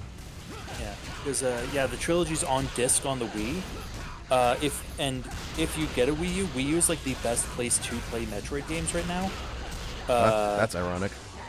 Yeah, because on the Virtual Console, Zero Mission, Super Metroid, and Metroid Fusion exist, and you can buy the Metroid Prime trilogy for like $28 Canadian. They released the handheld ones as part of that collection on Virtual Console? Yeah, Wii U has Game Boy Advance games on the Virtual Console. That's funny because Zero Mission's one of my favorites. So, okay, Zero Mission is phenomenal. It is the best way to play the original story by a long shot, because the original Metroid, while fun, has not aged very well. Yeah, it's a bit dated. Yeah. I actually like Zero Mission more than Fusion for different reasons. Fusion is a good game, but I liked the old school throwback to Zero Mission. It was basically, is it Super Metroid's map similar? It's Super Metroid, very similar in style, with the exception of Super Metroid was way floatier. It was really close to the original Metroid's map, but like they added a lot of Super Metroid, like some of the extra little tidbits that were in Super Metroid. Right. Did you ever play the fan-made Another Metroid remake? Oh yeah, AM2R. AM2R, I haven't, yeah. actually. It's been on my list of ones to play for such a long time. I didn't play that, but I did play Metroid Samus Returns on the 3DS. Heard that was good too. Yeah, it was. I believe it was Mercury Steam is the studio. It was their first shot at a Metroid, and they're the ones who did Dread as well.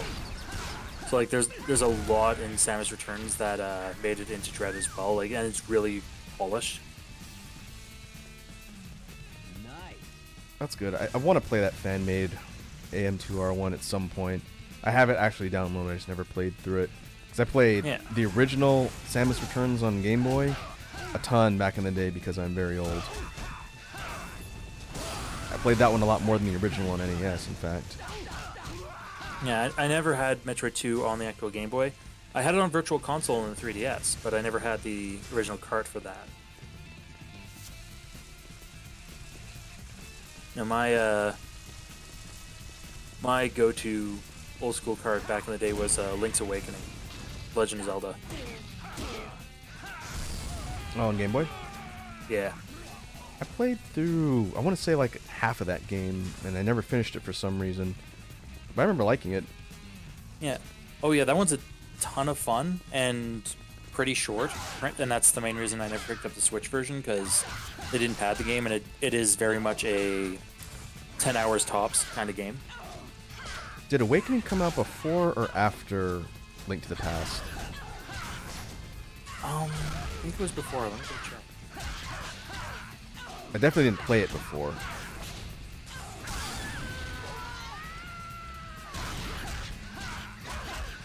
Just curious because the kind of more built out world I remember from Link to the Past, having played the original, and then the second one, and then I think Link to the Past was third, and then Awakening I played after that. Yeah. Oh no, Link to the Past came out first, apparently. That would explain it. Was November 91. Link's Awakening was June 93.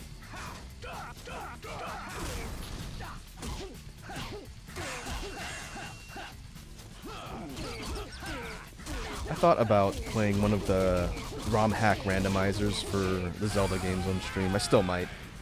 That could be fun. Yeah. I can attest to Ocarina of Time randomizer. A lot of fun. You should have done that to Wazzy for her first playthrough.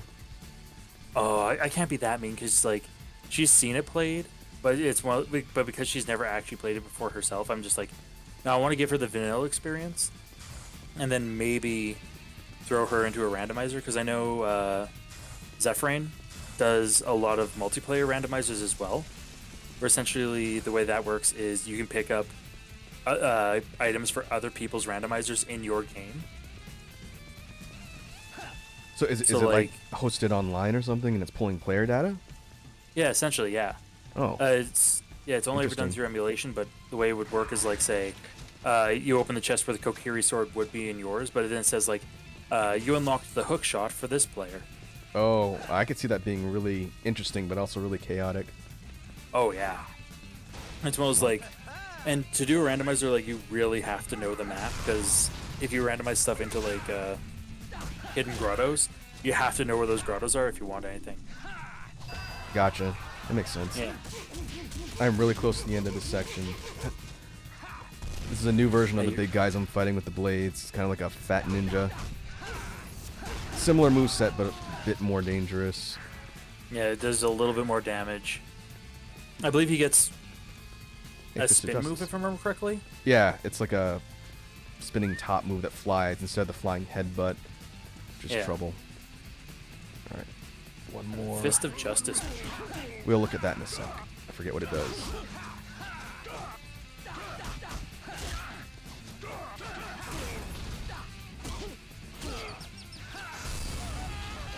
Really? The last enemy?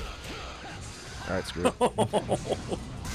Oh, that is just cruel and unusual. Of course, right behind me.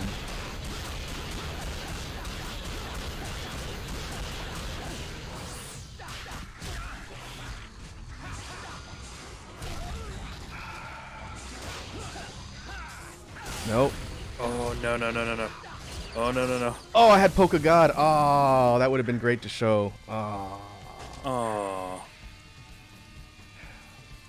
Dang. For folks watching, yeah, for folks watching, when you stagger a demon and it's close to death, you get a special QuickTime prompt sometimes called Poke of God. And what Gene does is he just goes and pokes them to finish them off. It's a very stylish finisher. Yeah. Wow. Oh,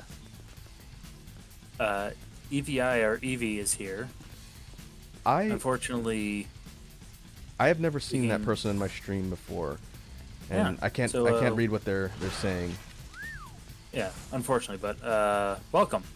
I want to say Espanol. Or El Spano, as your wife calls it. Yes. There have been very, very many points in time where it's like it's more a matter of like we know what she's saying and that's what matters in the long run, but can't help but poke fun at least a little bit. That Dutch bit is one of the funniest things that ever happened on my stream, and it was not scripted at all. Oh yeah, that was hilarious. I watched that live, and the entire time as I'm watching the screen, I'm just sitting downstairs while she's upstairs on the stream with you. There's time I'm like, no, Wazzy, no, please. Time for a little fun. It's pretty funny. Yeah, and between that and Valid Victorian and Chasm. I wasn't Yeah. there for the Chasm one. I was there for the Valid Victorian one. Yeah. The Chasm one actually started just us making dinner in the kitchen. And Wazzy's trying to tell a story about, like, a dream that she had about being in a mall and a giant chasm was, like, dug around it. And then she was calling it a chasm. I'm like, please tell me you're intentionally mispronouncing chasm. And she just looks at me. She's like, don't do this to me.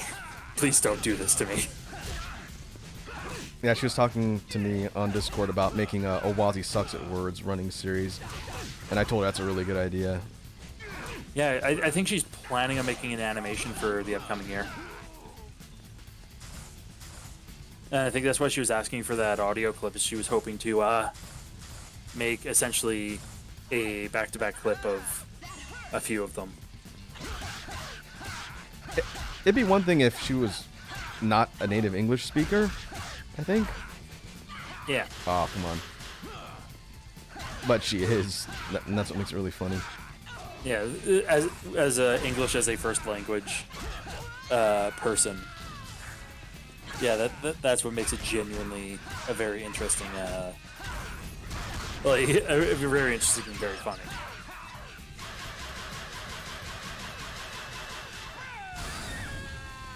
The Valid Victoria one though, like seeing the actual tangible moment of comprehension, and then the worldview shattering, that's a really iconic streamer moment. Yeah, like that's one of those ones that like that it becomes like a mainstay in like the in jokes for a good reason. Not dissimilar to the old parfait jokes from when Wazzy first started streaming. I don't think I've seen the parfait jokes. What's the lore on that? Lore on that was Wazzy was essentially trying to describe a dessert that's like she tried to describe it as like a pizza pocket but filled with like dessert stuff, like an apple pie kind of thing. But she kept calling it a parfait. At which point, I called her out and chatted, called her, and been like, I'm pretty sure that's not a parfait. A parfait is like a yogurt or ice cream kind of thing, where it's a big presentation. She's like, no, I know what I'm talking about. And it turns out she was thinking about empanadas, not parfaits. That's not even a dessert. Yeah, usually not. There are dessert empanadas, but it's significantly less common. But yeah, it was that is the lore behind empanadas and parfaits. I think there's actually an old tweet from when we went to New York Comic Con a few years back. Oh yeah. Before the plague times, and we found a stand that was selling empanadas. So we made sure to buy one, and Wazzy was like, "No, I need to take a selfie with this." Took a selfie, said, "This parfait is delicious." Bring it on. Not even the same country. Yeah, not even.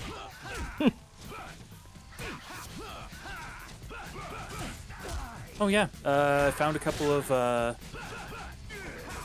recipes for dessert empanadas here. Like there's baked apple ones with like cinnamon, fruit preserves, and cream cheese.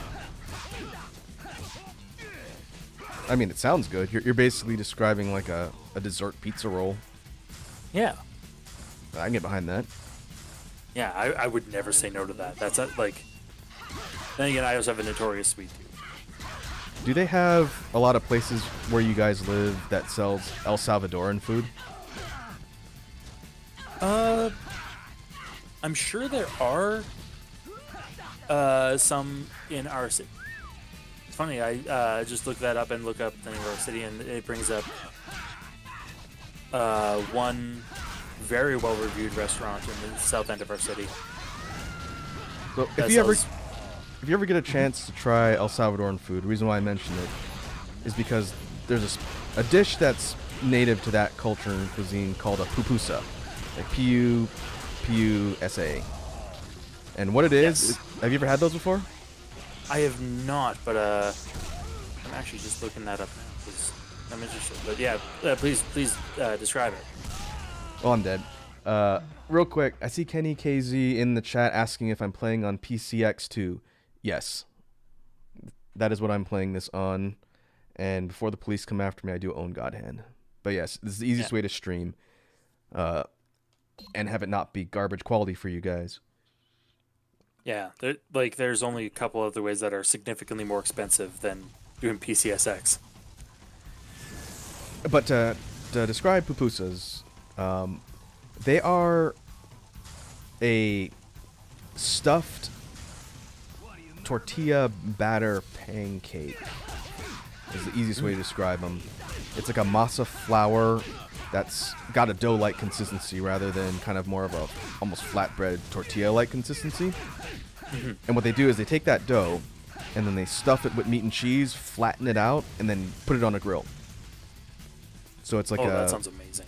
It's basically like a stuffed pancake with meat and cheese in it. They're fantastic. Back before the plague times, my office where I work, there was a mom and pop El Salvadorian joint that we discovered in the area, and they used to sell those for dirt cheap, I might add. Oh, nice. And they were great. Great. So I would say if you ever get a chance to try a place like that and you see that on the menu, then definitely give it a whirl. Mm-hmm. And just looking at the restaurant that's in our city that has them, they have like 4 different types of pupusas, and they apparently focus like on El Salvadoran street food. Yep, all pretty reasonably priced.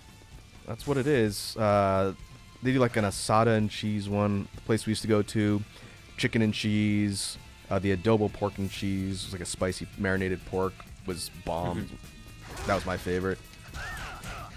Bean and cheese, like a refried beans and cheese type filling, like all sorts of stuff.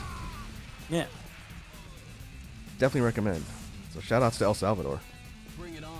absolutely. I wish there was a place in my area that had like either delivery or something I can get that. It's been ages.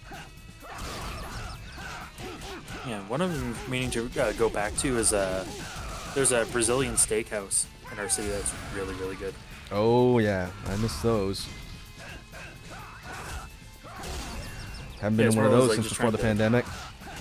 Yeah, same here. And it's one of those like just trying to break the anxiety of going out to a restaurant right around now. Like I'm still like actively avoiding it. I hear you. I'm the same way.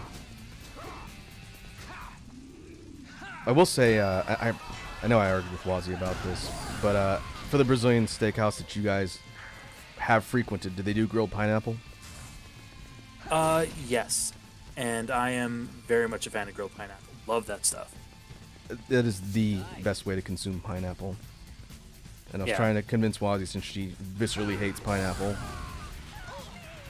All right, save the villagers. Yeah. And there's a couple of meals because we do like I don't know if it's down in the States, but it's called Chef's Plate. It's very similar to HelloFresh. So basically HelloFresh. And there's been a couple times where they have like a grilled pineapple salsa on a couple of dishes, and those have turned out really well. And even Wazzy was like, okay, this was all right. I wouldn't have it very often, but I would accept it. I mean, that's fair. Mm-hmm. Because if you're gonna grill pineapple, even if you don't do the kind of seasoning that the Brazilian places do, you get like a good caramelization and a good texture that makes it, I think, a little bit more approachable. I like fresh pineapple, but if you don't, oh yeah, it's kind of a different game if you're grilling it. Yeah, like no, fresh pineapple is really, really good, honestly.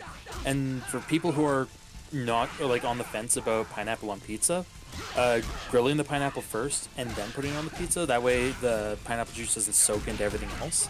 That's a good idea. It actually really helps keep the flavor essential in one place, and doesn't make everything taste like pineapple. Probably not going to see that practice in your generic pizza shops, but yeah, that would make sense. That'd be better. Yeah. I should have thrown an orb there. That's like the halfway point in this area. We could have moved on. Or just keep the bat. Maybe I'll keep the bat for the big guy. Yeah, that won't hurt. And especially now that essentially the bats are basically the same as... if I remember correctly, the bats stay the same damage regardless of like how far in you get. I think so, and they're the highest durability. The metal bats are the highest durability of things you can wield, I believe. Yeah. Ah!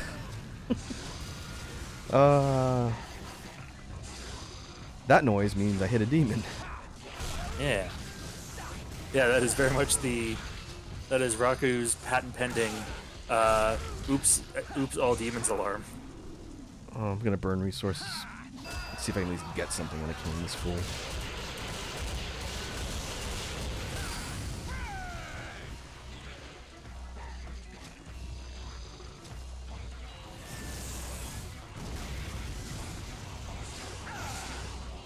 There's actually another game that it was funny because when I was looking up God Hand's release date to compare it to other games, it brought up a recommendation for another game that, while it doesn't match perfectly aesthetically, it has like the same sort of like over-the-top gameplay feel.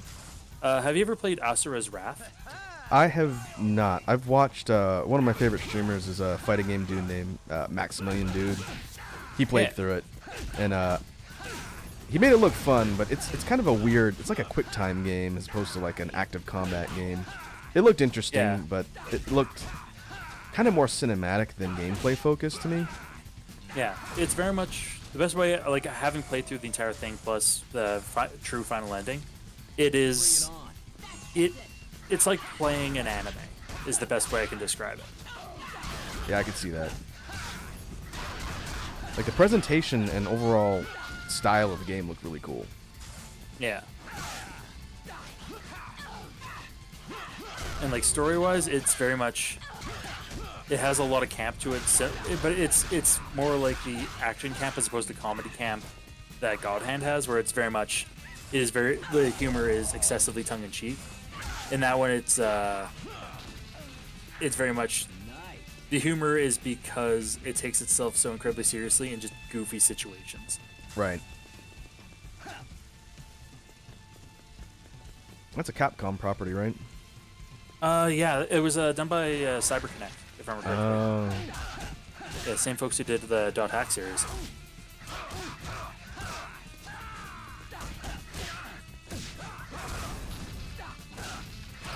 And I'm sure a bunch of other stuff, but I just can't remember off the top of my head what all CyberConnect has done.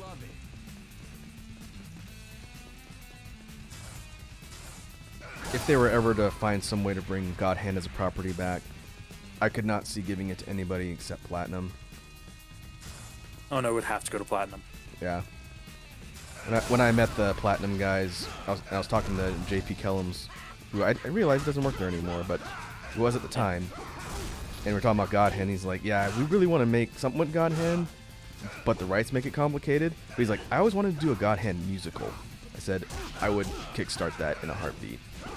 Oh yeah, yeah, I would be in one of the higher tiers instantaneously. Like a God Hand rock opera.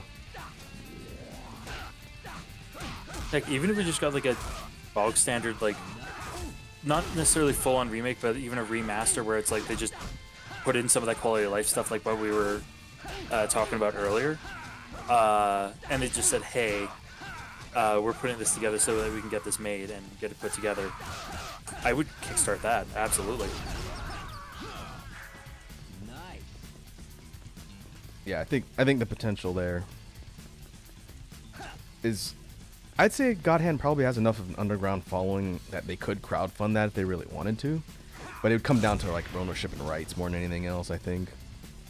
Yeah, that's really the main thing holding it back. People would, it's not would people pay money for this, because there would be people who pay money for it, and I can name a few streamers and YouTubers who would probably actively push for it. Oh sure, that no doubt.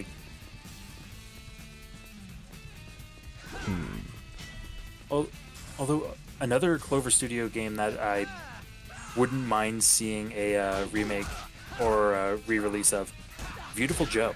Yeah. Did they ever do a collection for Beautiful Joe with 1 and 2? I don't think they did. I never played those games when they came out, but I had them on my radar and just never got around to them. They looked really interesting. Yeah, like they were another one that was like a really interesting, stylized, like comic bookish kind of feel. Yeah. Very kind of Platinum-esque in their sensibilities when it came to like gameplay and style, I felt. Yeah. Oh boy, bananas. And oh, perfect timing. And I get cheap shot. Wow. Right. That's half Still my so much life. for those bananas. Yeah. Well, on the plus side, if you didn't get those bananas, that might have put you very close to death. I should have. I didn't realize there was 2 there. I should have left 1. Let's see if we can make something happen with that. 2 for 1. 2 for 1. That'll do it. Yes. Unless that happens. My God. Of course. These are the last fights of this particular section of the map, too.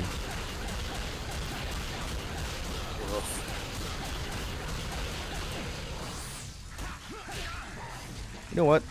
In the sake of progress, you're getting ball bustered.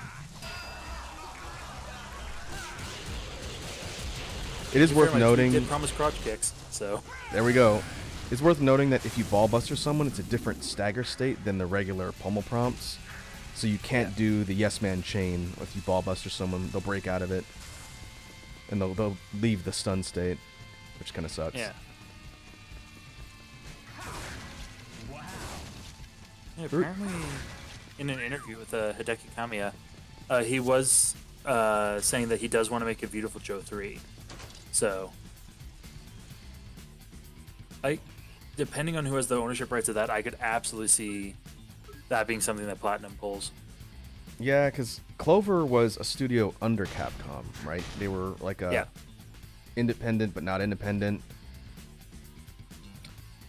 So I would assume that the intellectual property rights would have by default gone to Capcom once Clover shuttered, but I don't know, maybe not. Maybe the rights just are gone because the entity that originally owned them is gone, being Clover. Yeah, either that, my guess is that it's looking at the Wikipedia, they were dissolved into Capcom, so I'm going to guess Capcom has ownership of the rights and is just holding onto them for the sake of holding onto them. Alright. Now we have a kind of unique encounter with a bunch of the goons and a villager. Basically, we're on a time limit.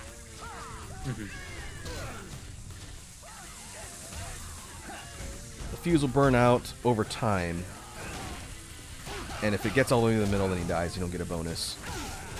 But you can stomp it out, and then the enemies who spawn in with torches will try and relight it, and you can kind of path their AI towards just keeping the fuses lit and kind of bounce them back and forth. But this is kind of a speed race. Yeah. It's kind of a speed race, and it's a tricky balancing act, too.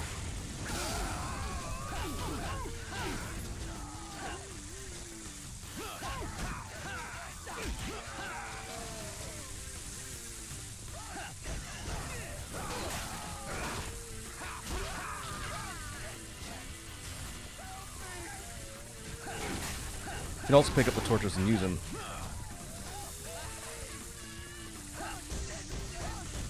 Let's see. And you get this big guy out of here.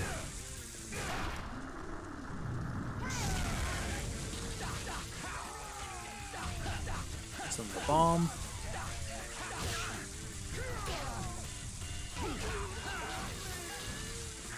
Where's it at?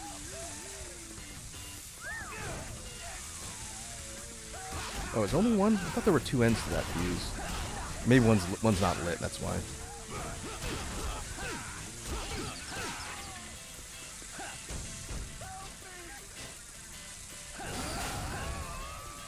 There's the other one. Right.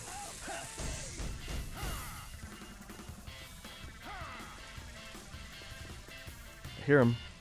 Where's he at? There you are.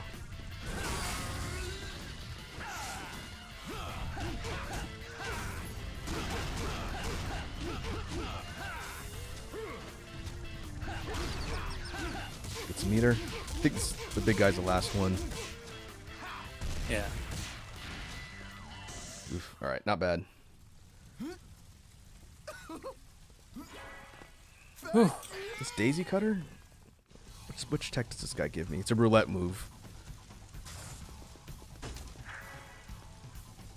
Daisy Cutter, yeah. That one's not bad. That's a 2 orb, I believe. Yeah, it sounds right. Oh no, it's one. No, we can always check. Yeah. Our only two slot ones here are Wild Pitch and Dragon Kick. Dragon Kick being the most damaging right now. Daisy Cutter launches. That's only 1 orb. Yeah. We should see Kung Fu Samba at some point. It's a bunch of concentrated damage, one-on-one. Yeah. Daisy Cutter gets him in the air. It's not bad. I don't really use it too much, but higher damage than some of these other ones. Labama's damage is going to start lagging at 90. Stomp. Kung Fu Samba is essentially a damage upgrade to Stomp as a one-on-one. And then Daisy Cutter's kind of a upgrade to Smash. Yeah. Yeah.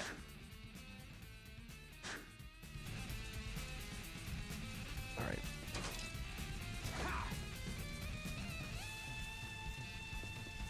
We're moving up through the ruins. Oh, there's a fairy. Oh boy. Get the separate counter ready. Yep. The fairy challenge deaths are not tallied. I'm pretty sure. Yeah, So- yeah. Those ones I don't think they count towards stages because they don't cause a continue. Yeah. All right, 2 minutes. This is waves of difficult enemies. Name of the game here was being able to get enough meter, and then I'm gonna throw God Hand. Yeah. Whip Ladies, that's a really nasty combo just because their range can hit from across the screen. Oh, now we got one of the zebra wrestlers. This is a. And he's not alone. Okay, maybe I need to save for the second wave. Yeah, that'll probably help. Let's try that again. Think if I can get the Whip Ladies into a launchable state and just get them away, and try and man-to-man the big guy. Divide and conquer.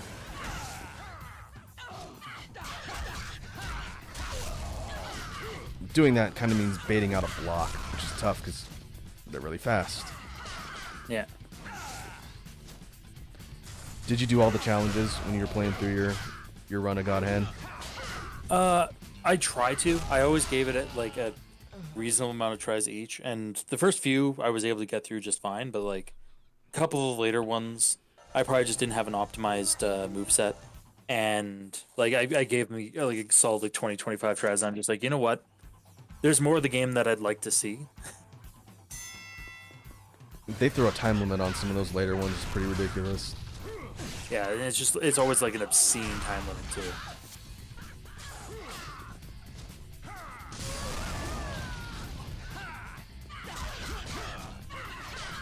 Yeah, I gotta think of strategy a little bit on this one. If I had some easy to use launching moves, it can make this easier. But in reality, I have to get a break into a launch very quickly to get one of the enemies off me.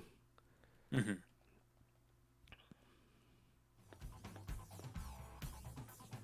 Fortunately, all of the fairy challenges are just cash.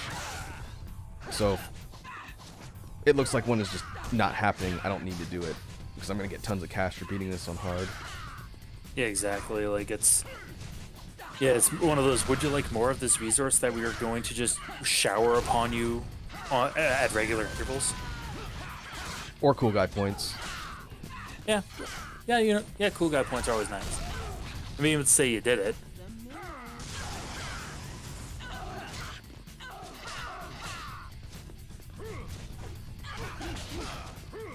I'd say you can wear them down over time, but you're on a time limit, which makes that more difficult.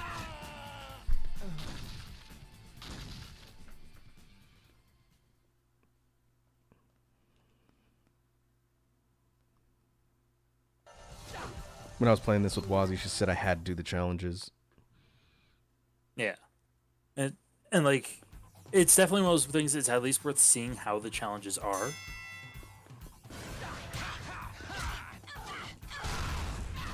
There's a couple unique enemies and bosses you fight here that pop into the arena at some point, but are not otherwise in the game. So it is kind of worth it to see that.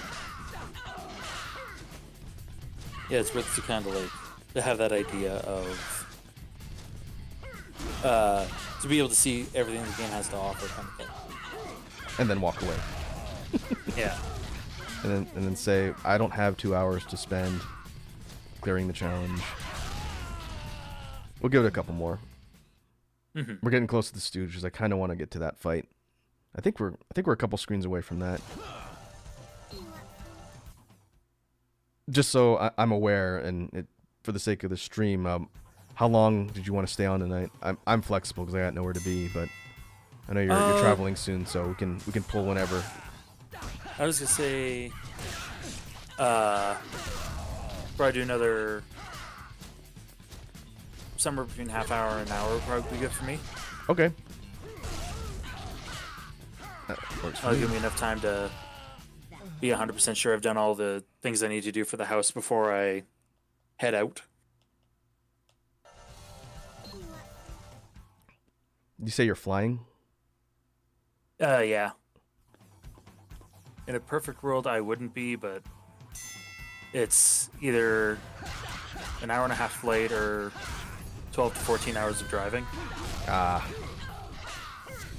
I see. I'm going to pick the lesser of two evils.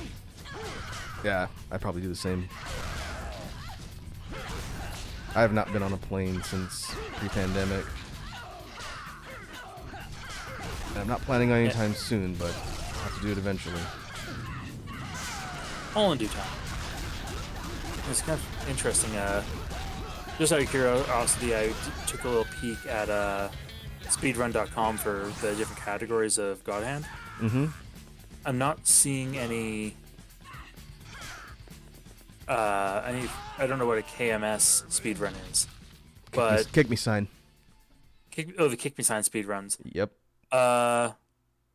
Just looking at what the records are for hard mode for a standard and a Kick Me Sign speedrun on regular New Game, not New Game Plus. Apparently, the speedrun with loads for hard mode is 1 minute 35 minutes 50 seconds. Wait, are you sure that's not an hour and 35? Oh yeah, sorry, hour 35 and 50 seconds. Sorry, I misspoke there. That's And that's insane. with loads. Without load screens, it was hour 23 and 7 seconds. Wonder how many deaths. Yeah, that'd be really interesting. That's nuts. Yeah, hard mode Kick Me Sign speedrun. With loads, an hour 57 minutes 17 seconds. Just shy of 2 hours? Jesus. Yeah, just shy of 2 hours on a Kick Me Sign hard mode. That is bonkers. Yeah, we're talking about the Kick Me Sign mechanics last time. I can't imagine doing the whole game without using all your special abilities. Yeah, it's what, no roulette, no God Hand, no getting hit? You can get hit. It only comes off when you throw roulette or God Hand.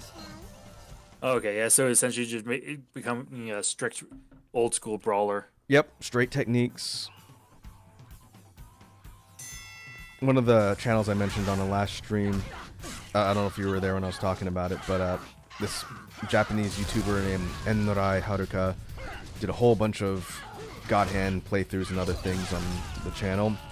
And one of them was a God Hand. I don't know if it was started on hard, but it didn't matter. It was God Hand start to finish without getting hit. The whole game. Yeah, a full no damage run. That's. And all of the arena fights. Ooh, even Fight 50? Even Fight 50. You should check it out. Oh yeah, I'm gonna have to, because yeah, just a no damage Fight 50 in the arena. It sounds. It's crazy. It sounds not possible. And even doing things like the Stooges fights, the 5 fight, everything else. Like, Yeah. without getting hit. What a mad lad. and no damage with the 5. That's I couldn't have pulled that off. Like not even try. Not even if I've been training for like weeks, months. Like it's out of the realm of me even considering the possibility. All right, we're gonna move on and just Yeah. let that challenge go for now. Yeah, because that one, it's like you said, it's just money. Money and cool guy points, and it's okay. You can get cool guy points for doing other stuff in this game too. I'll get all the cool guy points I need once I beat the game. It might be 6 months from Exactly. now, but that's all the cool guy points I'm gonna need. Exactly. It'll happen when it happens. All right, a couple more waves and then we're done with this section. Let's see if I can de-aggro. Some of the later fights in God Hand, just on hard mode in general, I remember taking forever back in the day. Like, I think we spent an entire day's worth of sessions on the Flying Pyramid. Yeah, because And then you do the Great very- Sensei fight. For the folks who are watching this who don't know what we're talking about, you'll see. yeah, you'll see, you will know. Trust me. And what I was doing was one of my friends from Earth School. We were playing God Hand on PS2. This was the friend of mine that introduced me to all of the great PS2 games. And so we played through God Hand on normal. I think we messed around on easy. But when we did hard mode, we alternated control on death. Oh, okay. So, you know, we're watching and sort of coaching, and then when someone dies, switch it to the other person, and they give it a try. And yeah, we did that for like 6 months. We played God Hand for like 6 months on hard. It was great. Destroyed 2 of my PS2 controllers.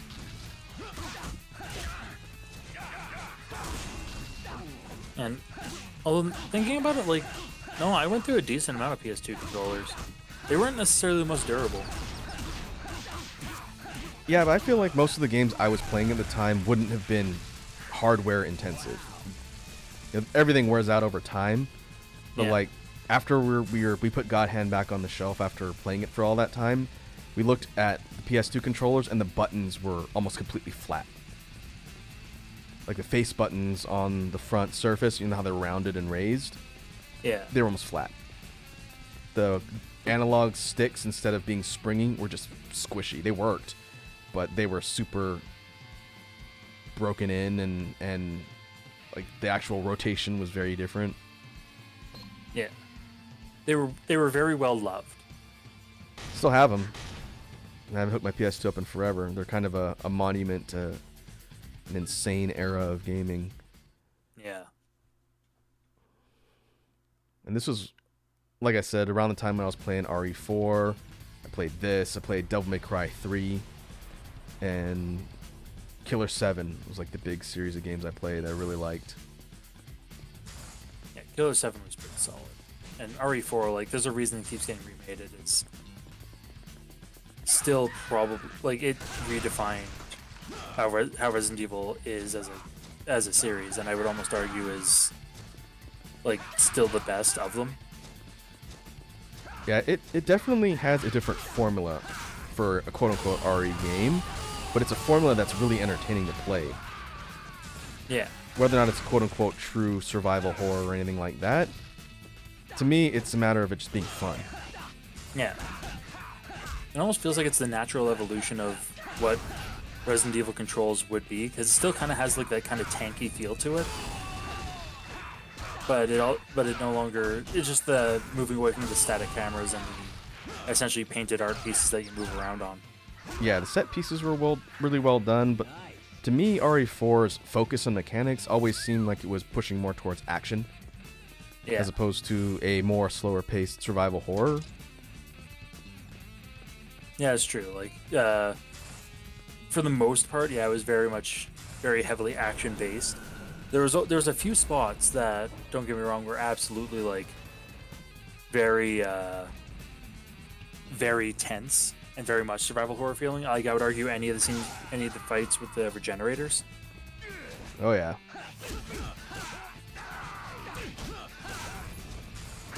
Oh man, I forgot about this crane. The giant enemy crane. Because why not? I don't know, any game that has a fight where it has you fighting essentially glorified construction equipment, that's always a solid fight. Godhand says, "Why not?" Yeah. Like there's multiple points in the most recent Yakuza game, Like a Dragon, or 7 if you're thinking the Japanese release, which you do just straight up fight people in construction equipment.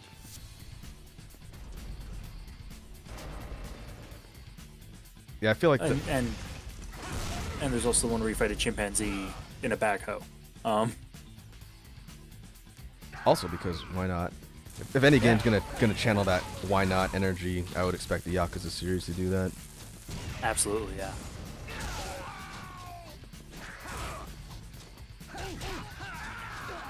That's one of those series that I would always highly recommend to people. Like, if you have any kind of love for like a action brawler type game, Yakuza does a very good job of it. Yeah, I've heard that. I was talking to Wazi about that on the last stream, and it's always a series that I've been meaning to get into, but it's kind of like the investment. You know, Yeah, it's the time investment is the big one. the entry point and then the investment. It's not really a matter of whether I think I would like the game or not, because I'm pretty sure I would. But it's Yeah. like a big investment of time for the franchise. Yeah, that's really the biggest. That has always been the biggest hurdle for most folks, and some of them, I would argue, just due to the tedium of some of the other games, like there's some that while I love them, I would honestly say, yeah, you'd be better off just watch the cutscenes on YouTube. The one that I would argue most people should try is Yakuza 0. Solely because it's almost always on. Whenever it goes on sale, it's always like 75% off, and it goes on for like $5.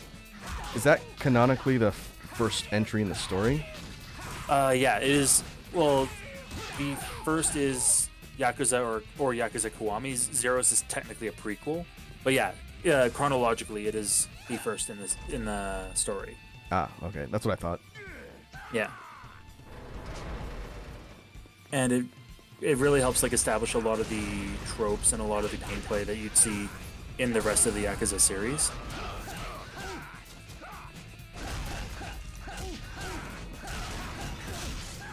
But yeah, it's very much one of those like, and also devote only as much time as you're willing to put into it, because there's a ton of mini games. Yeah, Like, do not go for completion unless you're really, really into Japanese gambling. a lot of side content from what I've seen. Oh, tons. Yeah. It is cool that series still has such a dedicated following. Yeah, it's got a very dedicated fan base, and it's really hit like a solid renaissance because of Kiwami, Kiwami 2, Zero, and Like a Dragon. I'm surprised they haven't made any movies based on those series of games. Or maybe they haven't, I've never heard of them. They did make one based on. There was one put out in Japan that was just called Like a Dragon, which is what the actual series is called out there. It's called Ryoga Gotoku. And yeah, that movie is not great. That's unfortunate. Yeah, it is like it has a lot of mischaracterizations from the games. It focuses a lot on characters that are not the characters from the games. It's got a few really interesting set pieces, but that's about it. And that seems like a series that if you don't stick to the source material and you're faithful to it, then you're gonna piss off your fan base. Exactly. Because there's a lot. There's a lot of lore and a lot of things that need to be accurately portrayed. Because if it didn't have that, then it wouldn't be the Yakuza franchise. Exactly. Like there are liberties that can be taken. Don't get me wrong. Like absolutely.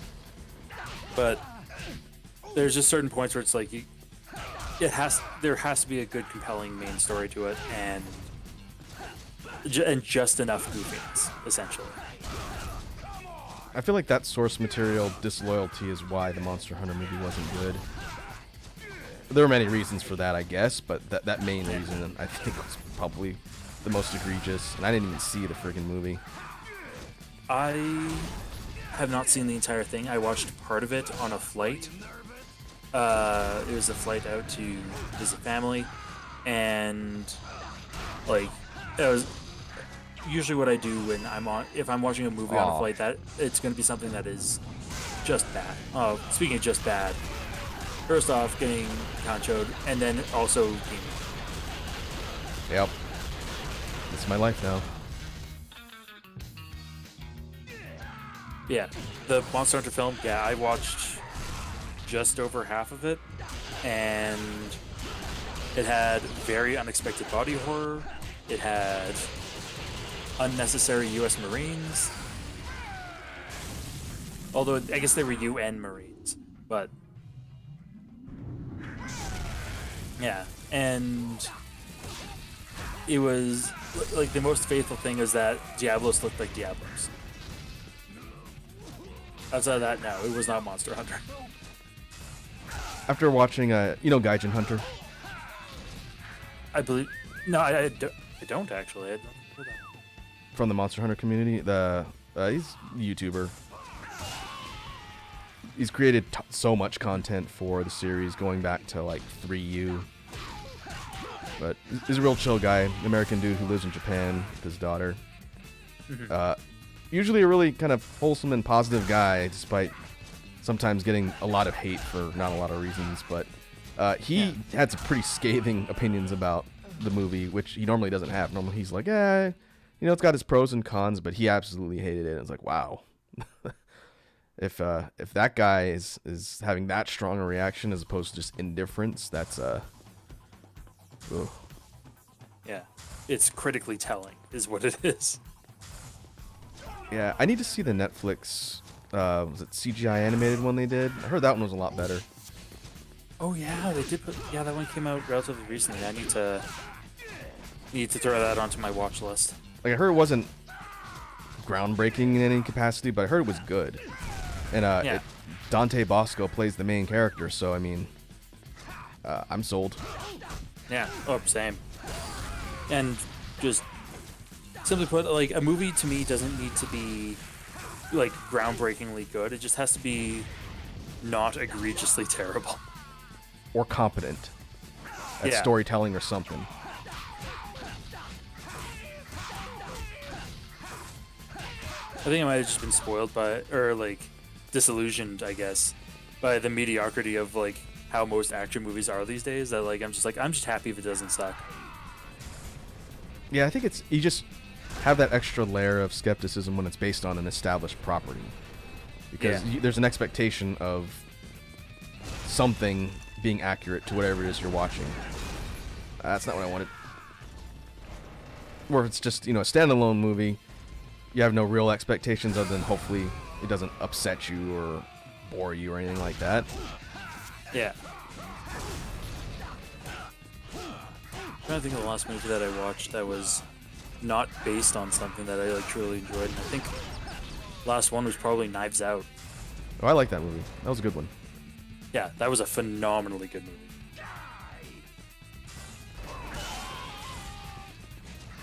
And from what I understand, they're planning a Knives Out 2, but yeah. I haven't seen anything of it other than the studio wants to make one.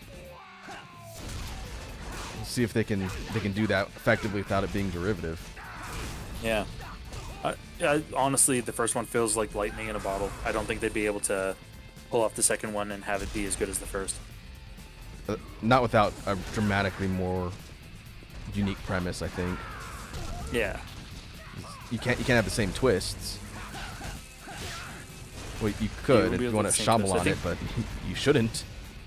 Yeah, you really shouldn't. I think what they probably be best off doing to do that is essentially all the only character that remains the same is Benoit Blanc, Daniel Craig's character. And they essentially just do an entire brand new setting, set of characters, all that. Exactly. Yeah, that makes sense. Yeah. We'll see if the directors actually decide to go with that versus playing it safe. Exactly. And it is a very good thing you're able to bottleneck these guys right now, because skinny with the knives. This gives me trouble though. Pot shotting me. Oh, now he's... Well, on the plus side, he's decided that he wants to get all up and close and personal with you.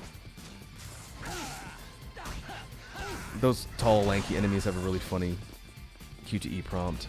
The Cobra Twist.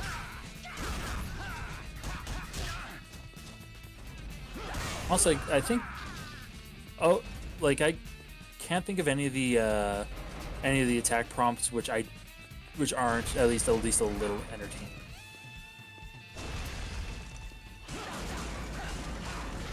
Yeah, we haven't seen the spank yet. I haven't dizzied we any of the have we? Have I done it on the Yeah. female enemies? Yeah, you did one earlier. Oh, maybe I've got it once then. Yeah, I think you've gotten it exactly once, but you have gotten it once.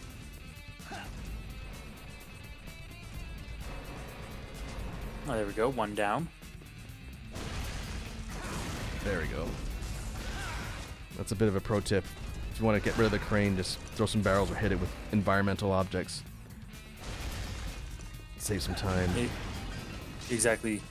Well, that kind of makes sense. What works better against machinery? Fisticuffs or a bomb?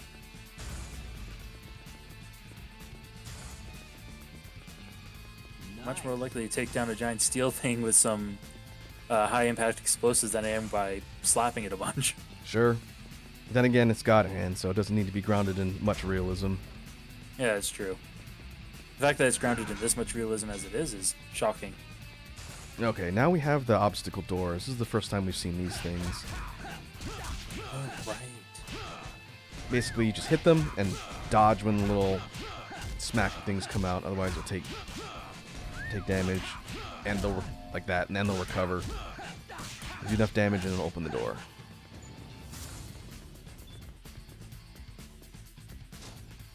And the last encounter in this spot is a new type of enemy. The blade arm lanky dudes. It's like a super version of the knife guys with no projectiles. Oh, yeah. And these guys are trouble.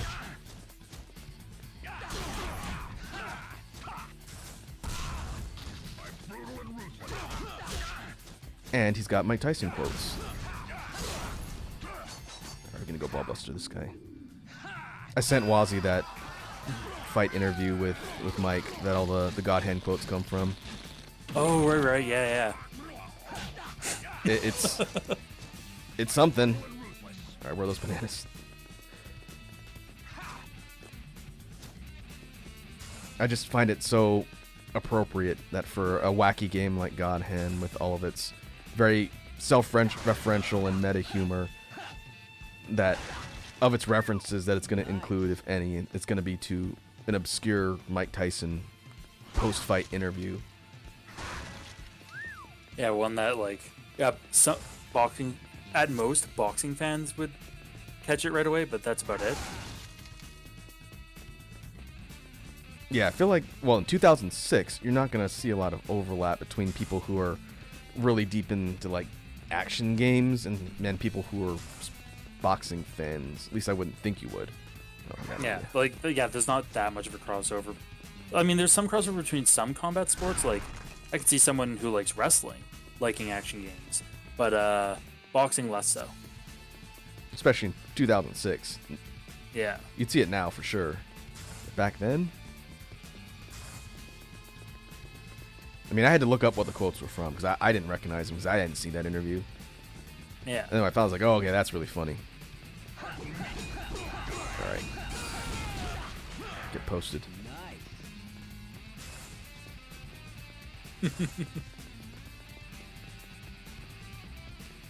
Okay. It's all the enemies. I think there's some crates in one of these other sections. And check for lucky drops. See if I can get... Oh, right here, just a couple barrels. Yeah, there's some up here too. What I really would like, some orbs. Yeah, some orbs would be pretty dang handy right now. Oh, fruit. Hey, Wazzy's back. Wazzy says, "Are you guys still live?" Oh, I thought you said alive. I mean, yes to both. Yeah, the answer to that question is yes to both. I still can't believe I did the Elvis fight so quickly. That's ridiculous. Yeah, like the fact that that was what, like I think you only died on Elvis once. Once or twice. That should automatically redact like 10 KOs from my total. Yeah, it really should. Like the fact that you just rocked that boss fight like it was nothing. To be fair, I think the Mr. Q&A encounter is harder just because it's group control. Yeah. It's group control and waves. The fact that it was a 1v1 with no pre-waves, I think that's what made Elvis easier. It's okay. The second form fight we get eventually is not going to be that easy. That's going to take me a long time. Oh yeah, that one will be a bit more stompy. It's fun, but it's brutal. Oh, aggro range. Ooh. Lock on the right person.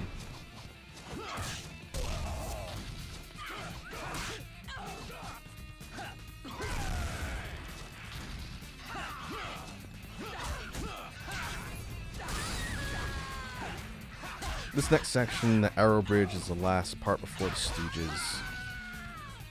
And what I realized on that last section, I got really lucky with non-demon drops. Yeah, like you... I didn't pull one. Yeah, you didn't pull a single demon. Like, that's... Yeah, like, simply put, hard mode, there's a lot of RNG to it. Skill, yes, but there's, like...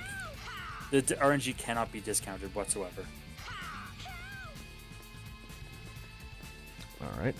We'll have to deal with that.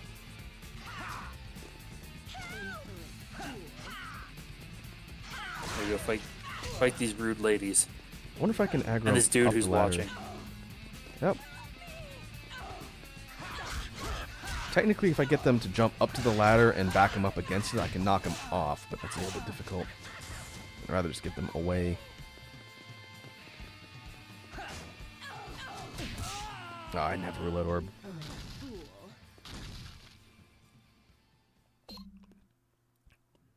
Well, dang. Oh, that's okay. I think the name of the game there is going to be getting him out. Trying to fight him in the pit's not going to be a good idea.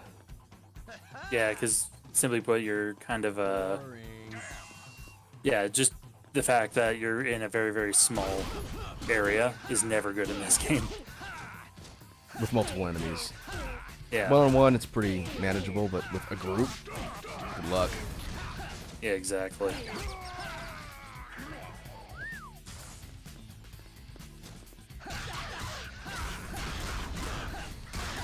I could throw hand in there if I really wanted to. I'm gonna have tons of encounters to get my meter back.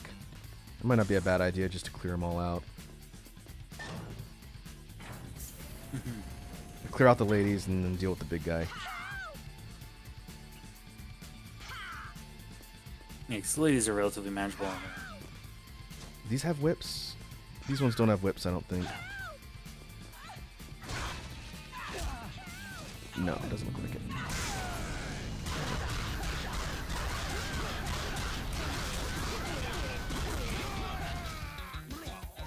Oh, or I can take them all out. That works too. Oh, yeah. And free meter, wow. Alright, what you got?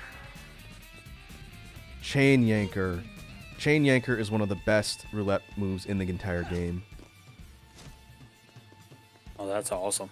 I forgot you get that here. I thought it was in the next level. We will demonstrate Chain Yanker on the next major boss fight, I think, but that one is really, really handy for a one-orb move. I will use it for the rest of the game, easily. You can use Chain Yanker in conjunction with the Yes Man spam chain, and it's really helpful. Because it puts them into the same state as the Pummel Prompt. Not the Ball Buster Prompt.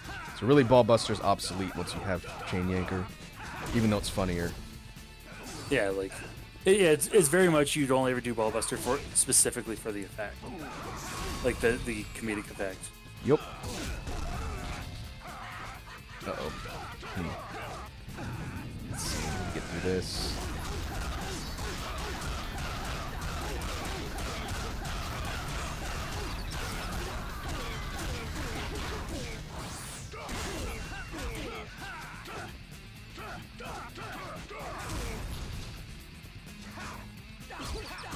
Oh, that's lucky. Wow. And bam, bam. Easy peasy. I'm almost dead, but you know that's better than nothing, I guess. Yeah, I mean, take what you can get, right? Well, Uh, oh cherries. Nice. Let's see. There's a couple enemies down there, and then we have the Stooges.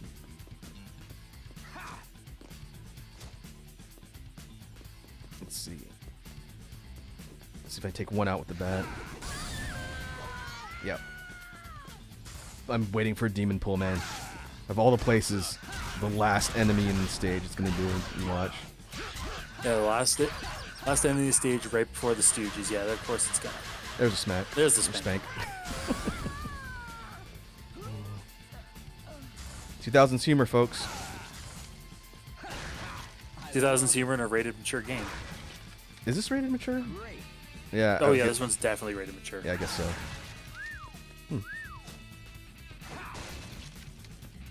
Okay, full orbs, half health, half meter. Could be worse. What we can do is... Oh. I am not going to get a shot prompt here, so we're going straight in.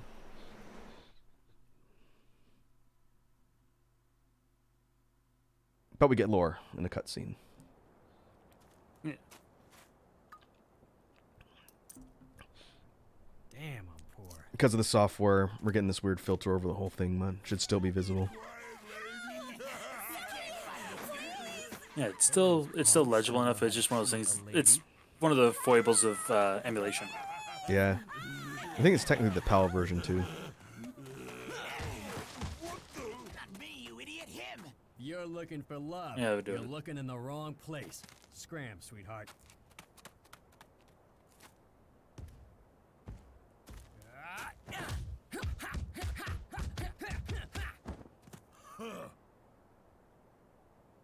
What do the five fingers say to the face?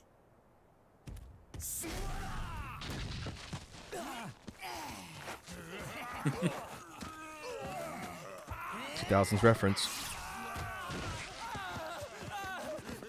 Just another useless human arm. Useless? Yeah, look, Gross. piece of crap.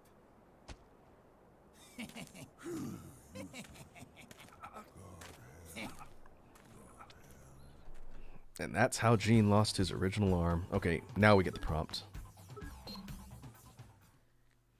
The three evil stooges. We will see how far I get in this fight. Yeah. And although, yeah, and perfect time for the shot prompt. We'll see what you can grab that might help even the odds a smidge. Let's see. Expert Sobat. I think that one was already here. Mule Yeah, that kick. one was here already. Yeah, juggle. I don't think anything new tech-wise. Or roulette-wise. Or power-up-wise. Okay. Oh, fun. So, not a lot. I just realized there's three Elvis fights, not two.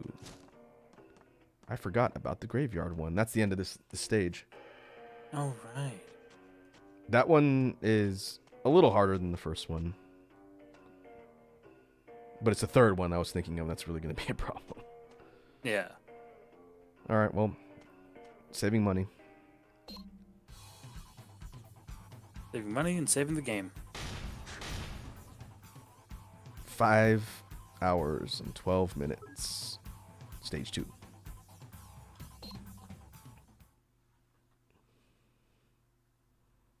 Now we got a mini boss fight. Yep.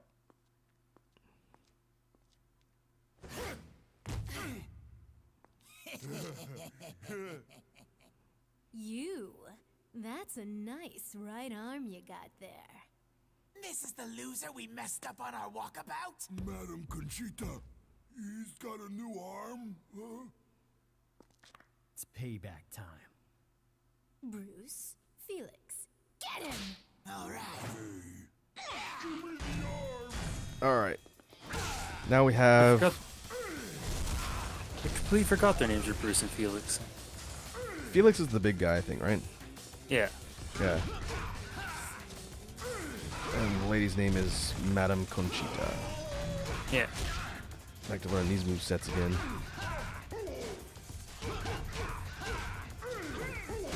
Bruce's moveset is kind of a modified version of the big guys with some projectiles and some more dangerous, faster moves.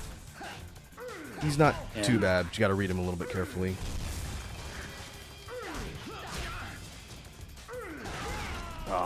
That charge move is like a command throw. If he connects with it, it'll launch me. I can't really break out of it. I gotta dodge it. Backflip, I think? Yeah,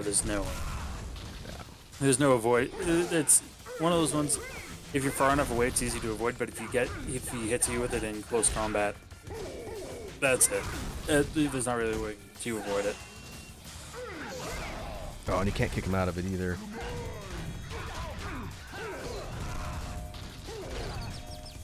Ooh. Rough. The way this fight works is you have 3 consecutive fights back to back, essentially. You fight Felix, then Bruce, and then Conchita. It's kind of more of an endurance round. You rematch these fools later in the game, and you fight them all at once, and it's much harder. Yeah, because it very much falls back into the trying to crowd control 3 bosses at once. Just is never fun. Yeah, that's gonna be an interesting fight. Oops.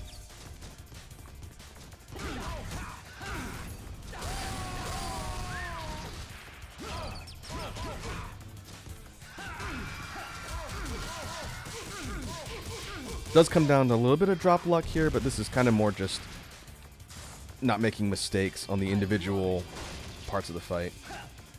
Yeah. Okay, backflip. All right. Yeah, backflip gives you just enough iframes to avoid the charge. Yeah, it's a vertical attack, so the bob won't evade.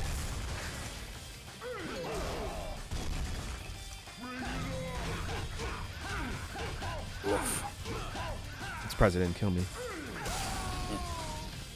Oh, Snake with a joke of what do gamers and musicians have in common? Their fans are super noisy. That was actually pretty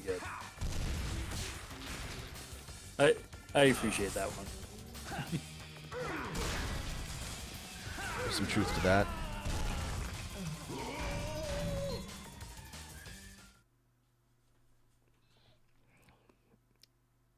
I'm trying to get through Felix without burning any meter. I think Bruce is a bit more annoying to fight. I'm trying to get to him with more resources. Yeah. Conchita's not too bad. She kind of functions like the whip characters.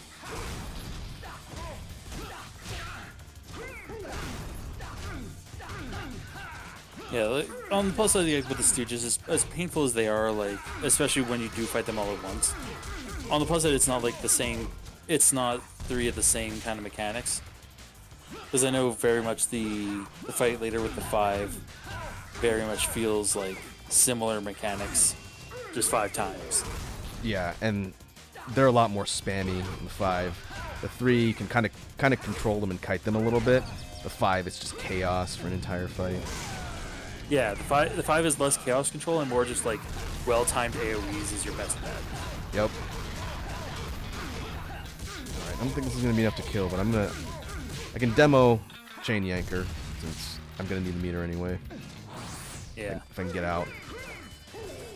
Ooh. So Chain Yanker is a distance move. You target an enemy and you put them into a stun state. And you can chain Yes Man into whatever prompt if you do it fast enough and dodge cancel. And it's very handy for getting meter. Like, I got almost a quarter of my meter back from just one Chain Yanker. Yeah. And combine that with Yes Man and all the damage you did. Yes, you're at a not the greatest spot health-wise, but Screw up the input. Yeah, you can kind of spam it a little bit if you're careful with your resources. And it works from really far away, too. yeah, like that's almost a full. That's like 3/4 of an arena difference that you had against Bruce here. Yep.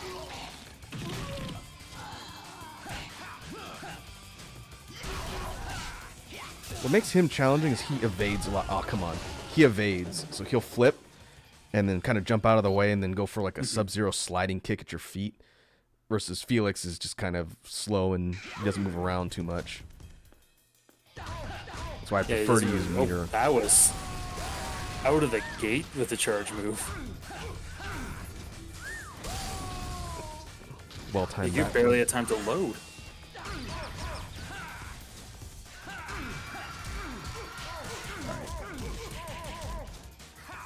Pretty much the same strategy.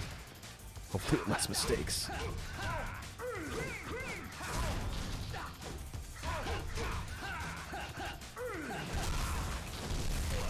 Oh, we can do back to back. I forgot about that.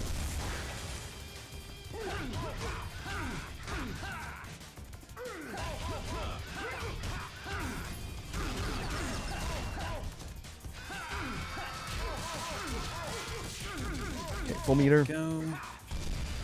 Back up meter.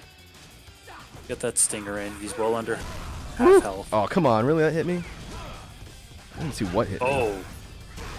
Yeah, Something hit me after I got up. That was weird. Yeah, like you lost a second chunk there, and I legitimately don't know what hit you on that second bit. That sucked. That was going pretty well until I messed up 2 inputs. Yeah.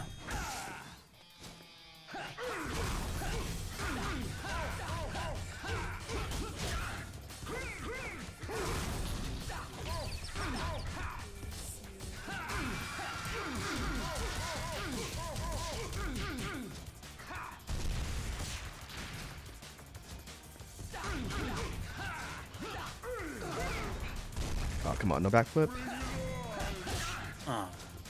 Uh-oh. Yeah, and that's the trick with like the iframes on that backflip. It's especially with moves like that charge. It almost feels like it's very close to frame perfect. Yeah, part of the problem is I'm going into the dash animation as he's doing his, and you can't really cancel out of the dash quickly to do the backflip. So you kind of commits your animation to that, and that's what's getting me killed a couple of those times. Yeah. But now let's see if we can get some food. And just pelt Felix with all the crates. It's possible to get a stagger prompt doing this. Ah, okay, that's fair. I see Naked Snake's got a bunch of jokes in the chat. I just glanced over there for a second. What are they saying?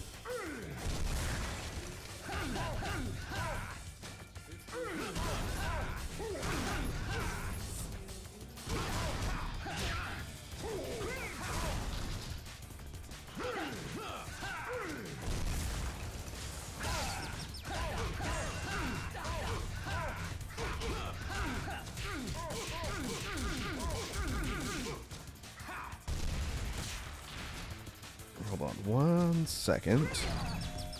Let me check something. Matt went unusually quiet for a sec. You still there? My bad. Yeah, I'm still there. Sorry. Okay, I want to make sure it didn't drop because I don't have my Discord up right now, so I can't see if it disconnects. Oh yeah, no, fair enough. Yeah, I was just double checking that as well. There we are. Yep, we're all good. Yeah, we good. Let's see. Oh, and we have some more jokes from Snake in our chat. We have, what game is in Schrodinger's Xbox? Dead or alive? It's a good one. That one's not bad. I asked a Frenchman if he played video games. He said oui.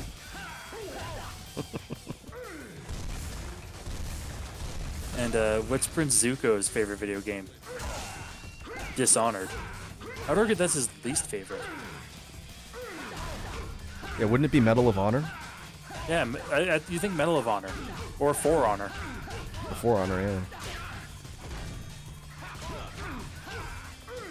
Like, there are definitely better honor-related games.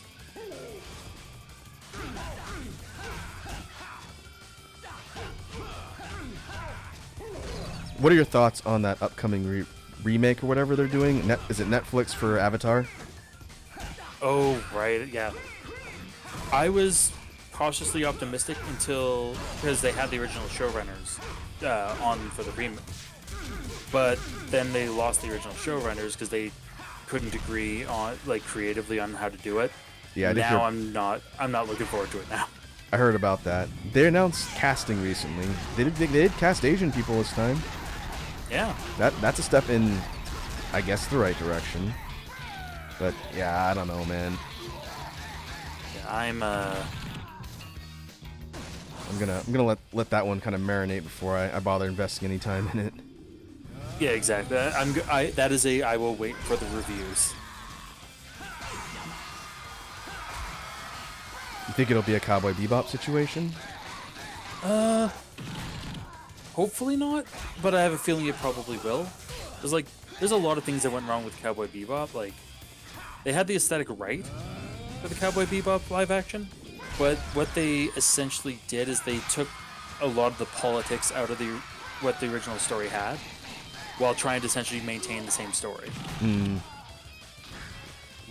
feel kind of bad for the cast having that production just get axed. They weren't really given a chance. 3 weeks after release too. That's pretty bad. Fast even for Netflix. Yeah. Oh man, is that gonna kill me? No, it's not gonna kill me. It sucks. Yeah. And honestly, I was gonna watch it, and then I saw the Ed scene, and the Ed scene alone kind of just threw me off.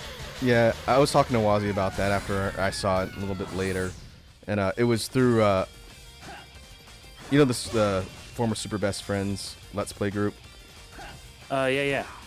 I follow Pat and Wooly of Castle Super Beast, their successor sort of brand that they're doing with just them two.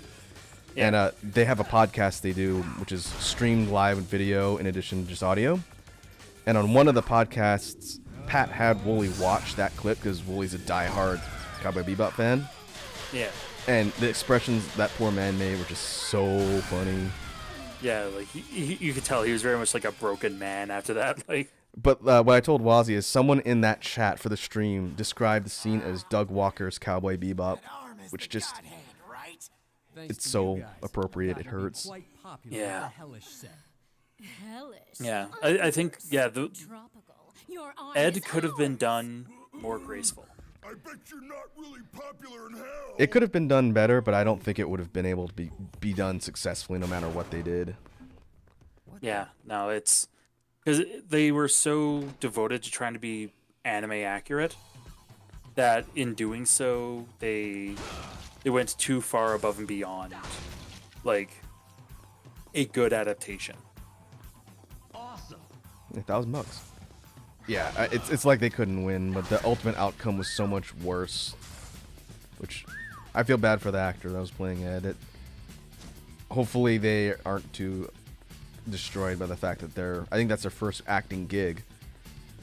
Got axed after 3 weeks. That sucks. They didn't even really get to do their thing.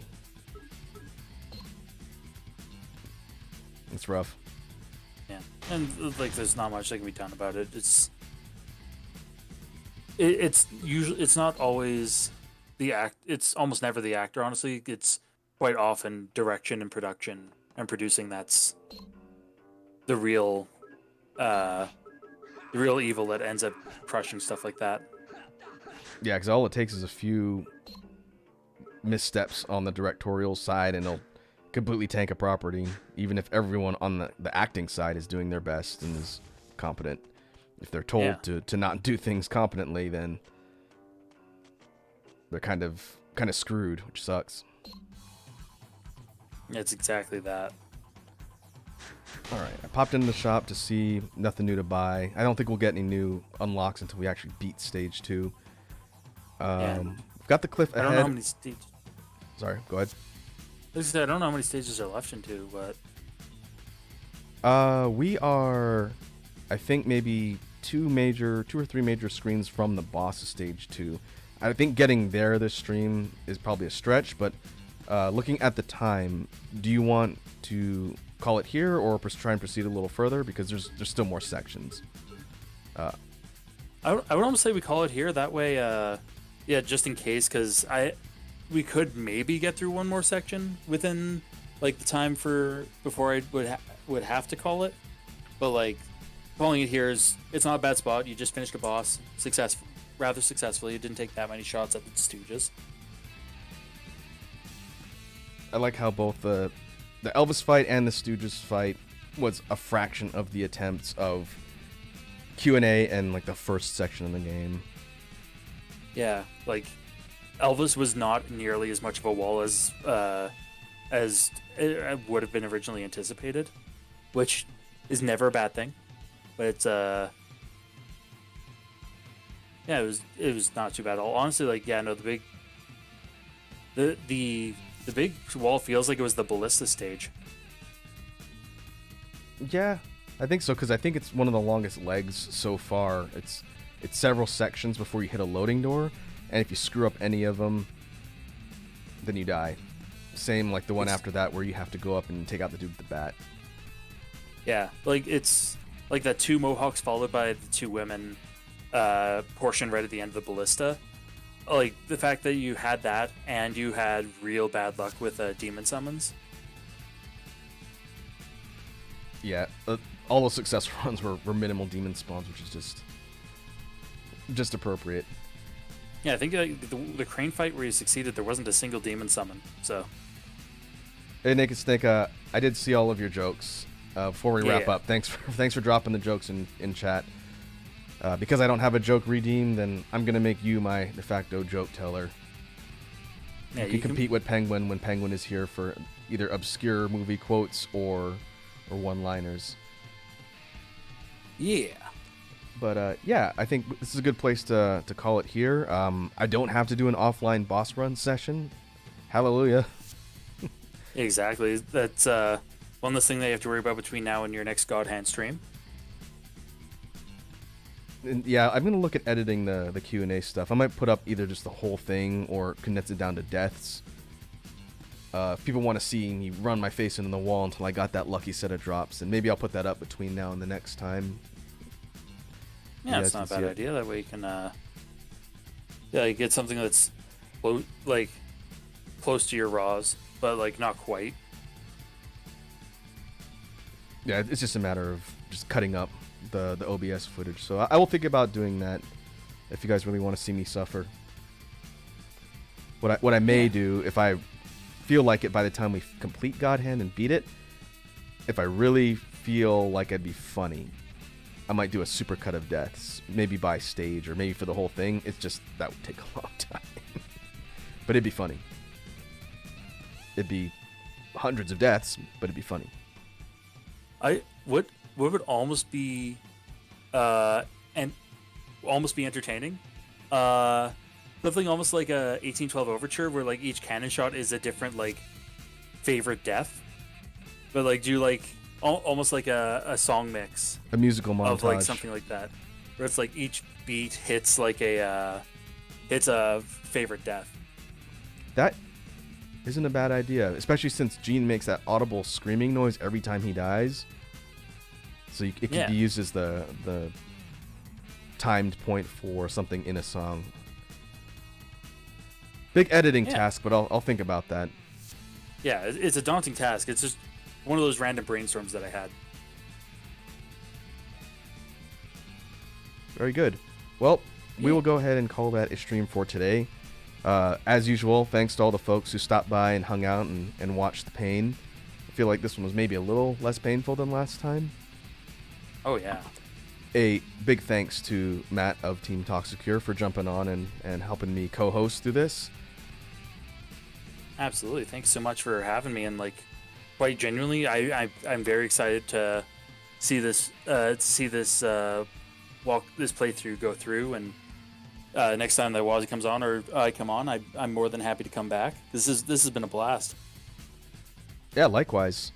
There's definitely more fun to be had. We are not even a third of the way through the game yet, and I haven't quite figured out when I'm streaming this one next. I got to figure scheduling out, but when we do, we'll get back together and watch the adventures of Gene and his fight to not die to demon spawns, apparently. Yeah, but we can only hope. We can only hope. But yep, I will catch you guys in the next stream, so have yourselves a good evening. Good night, everyone.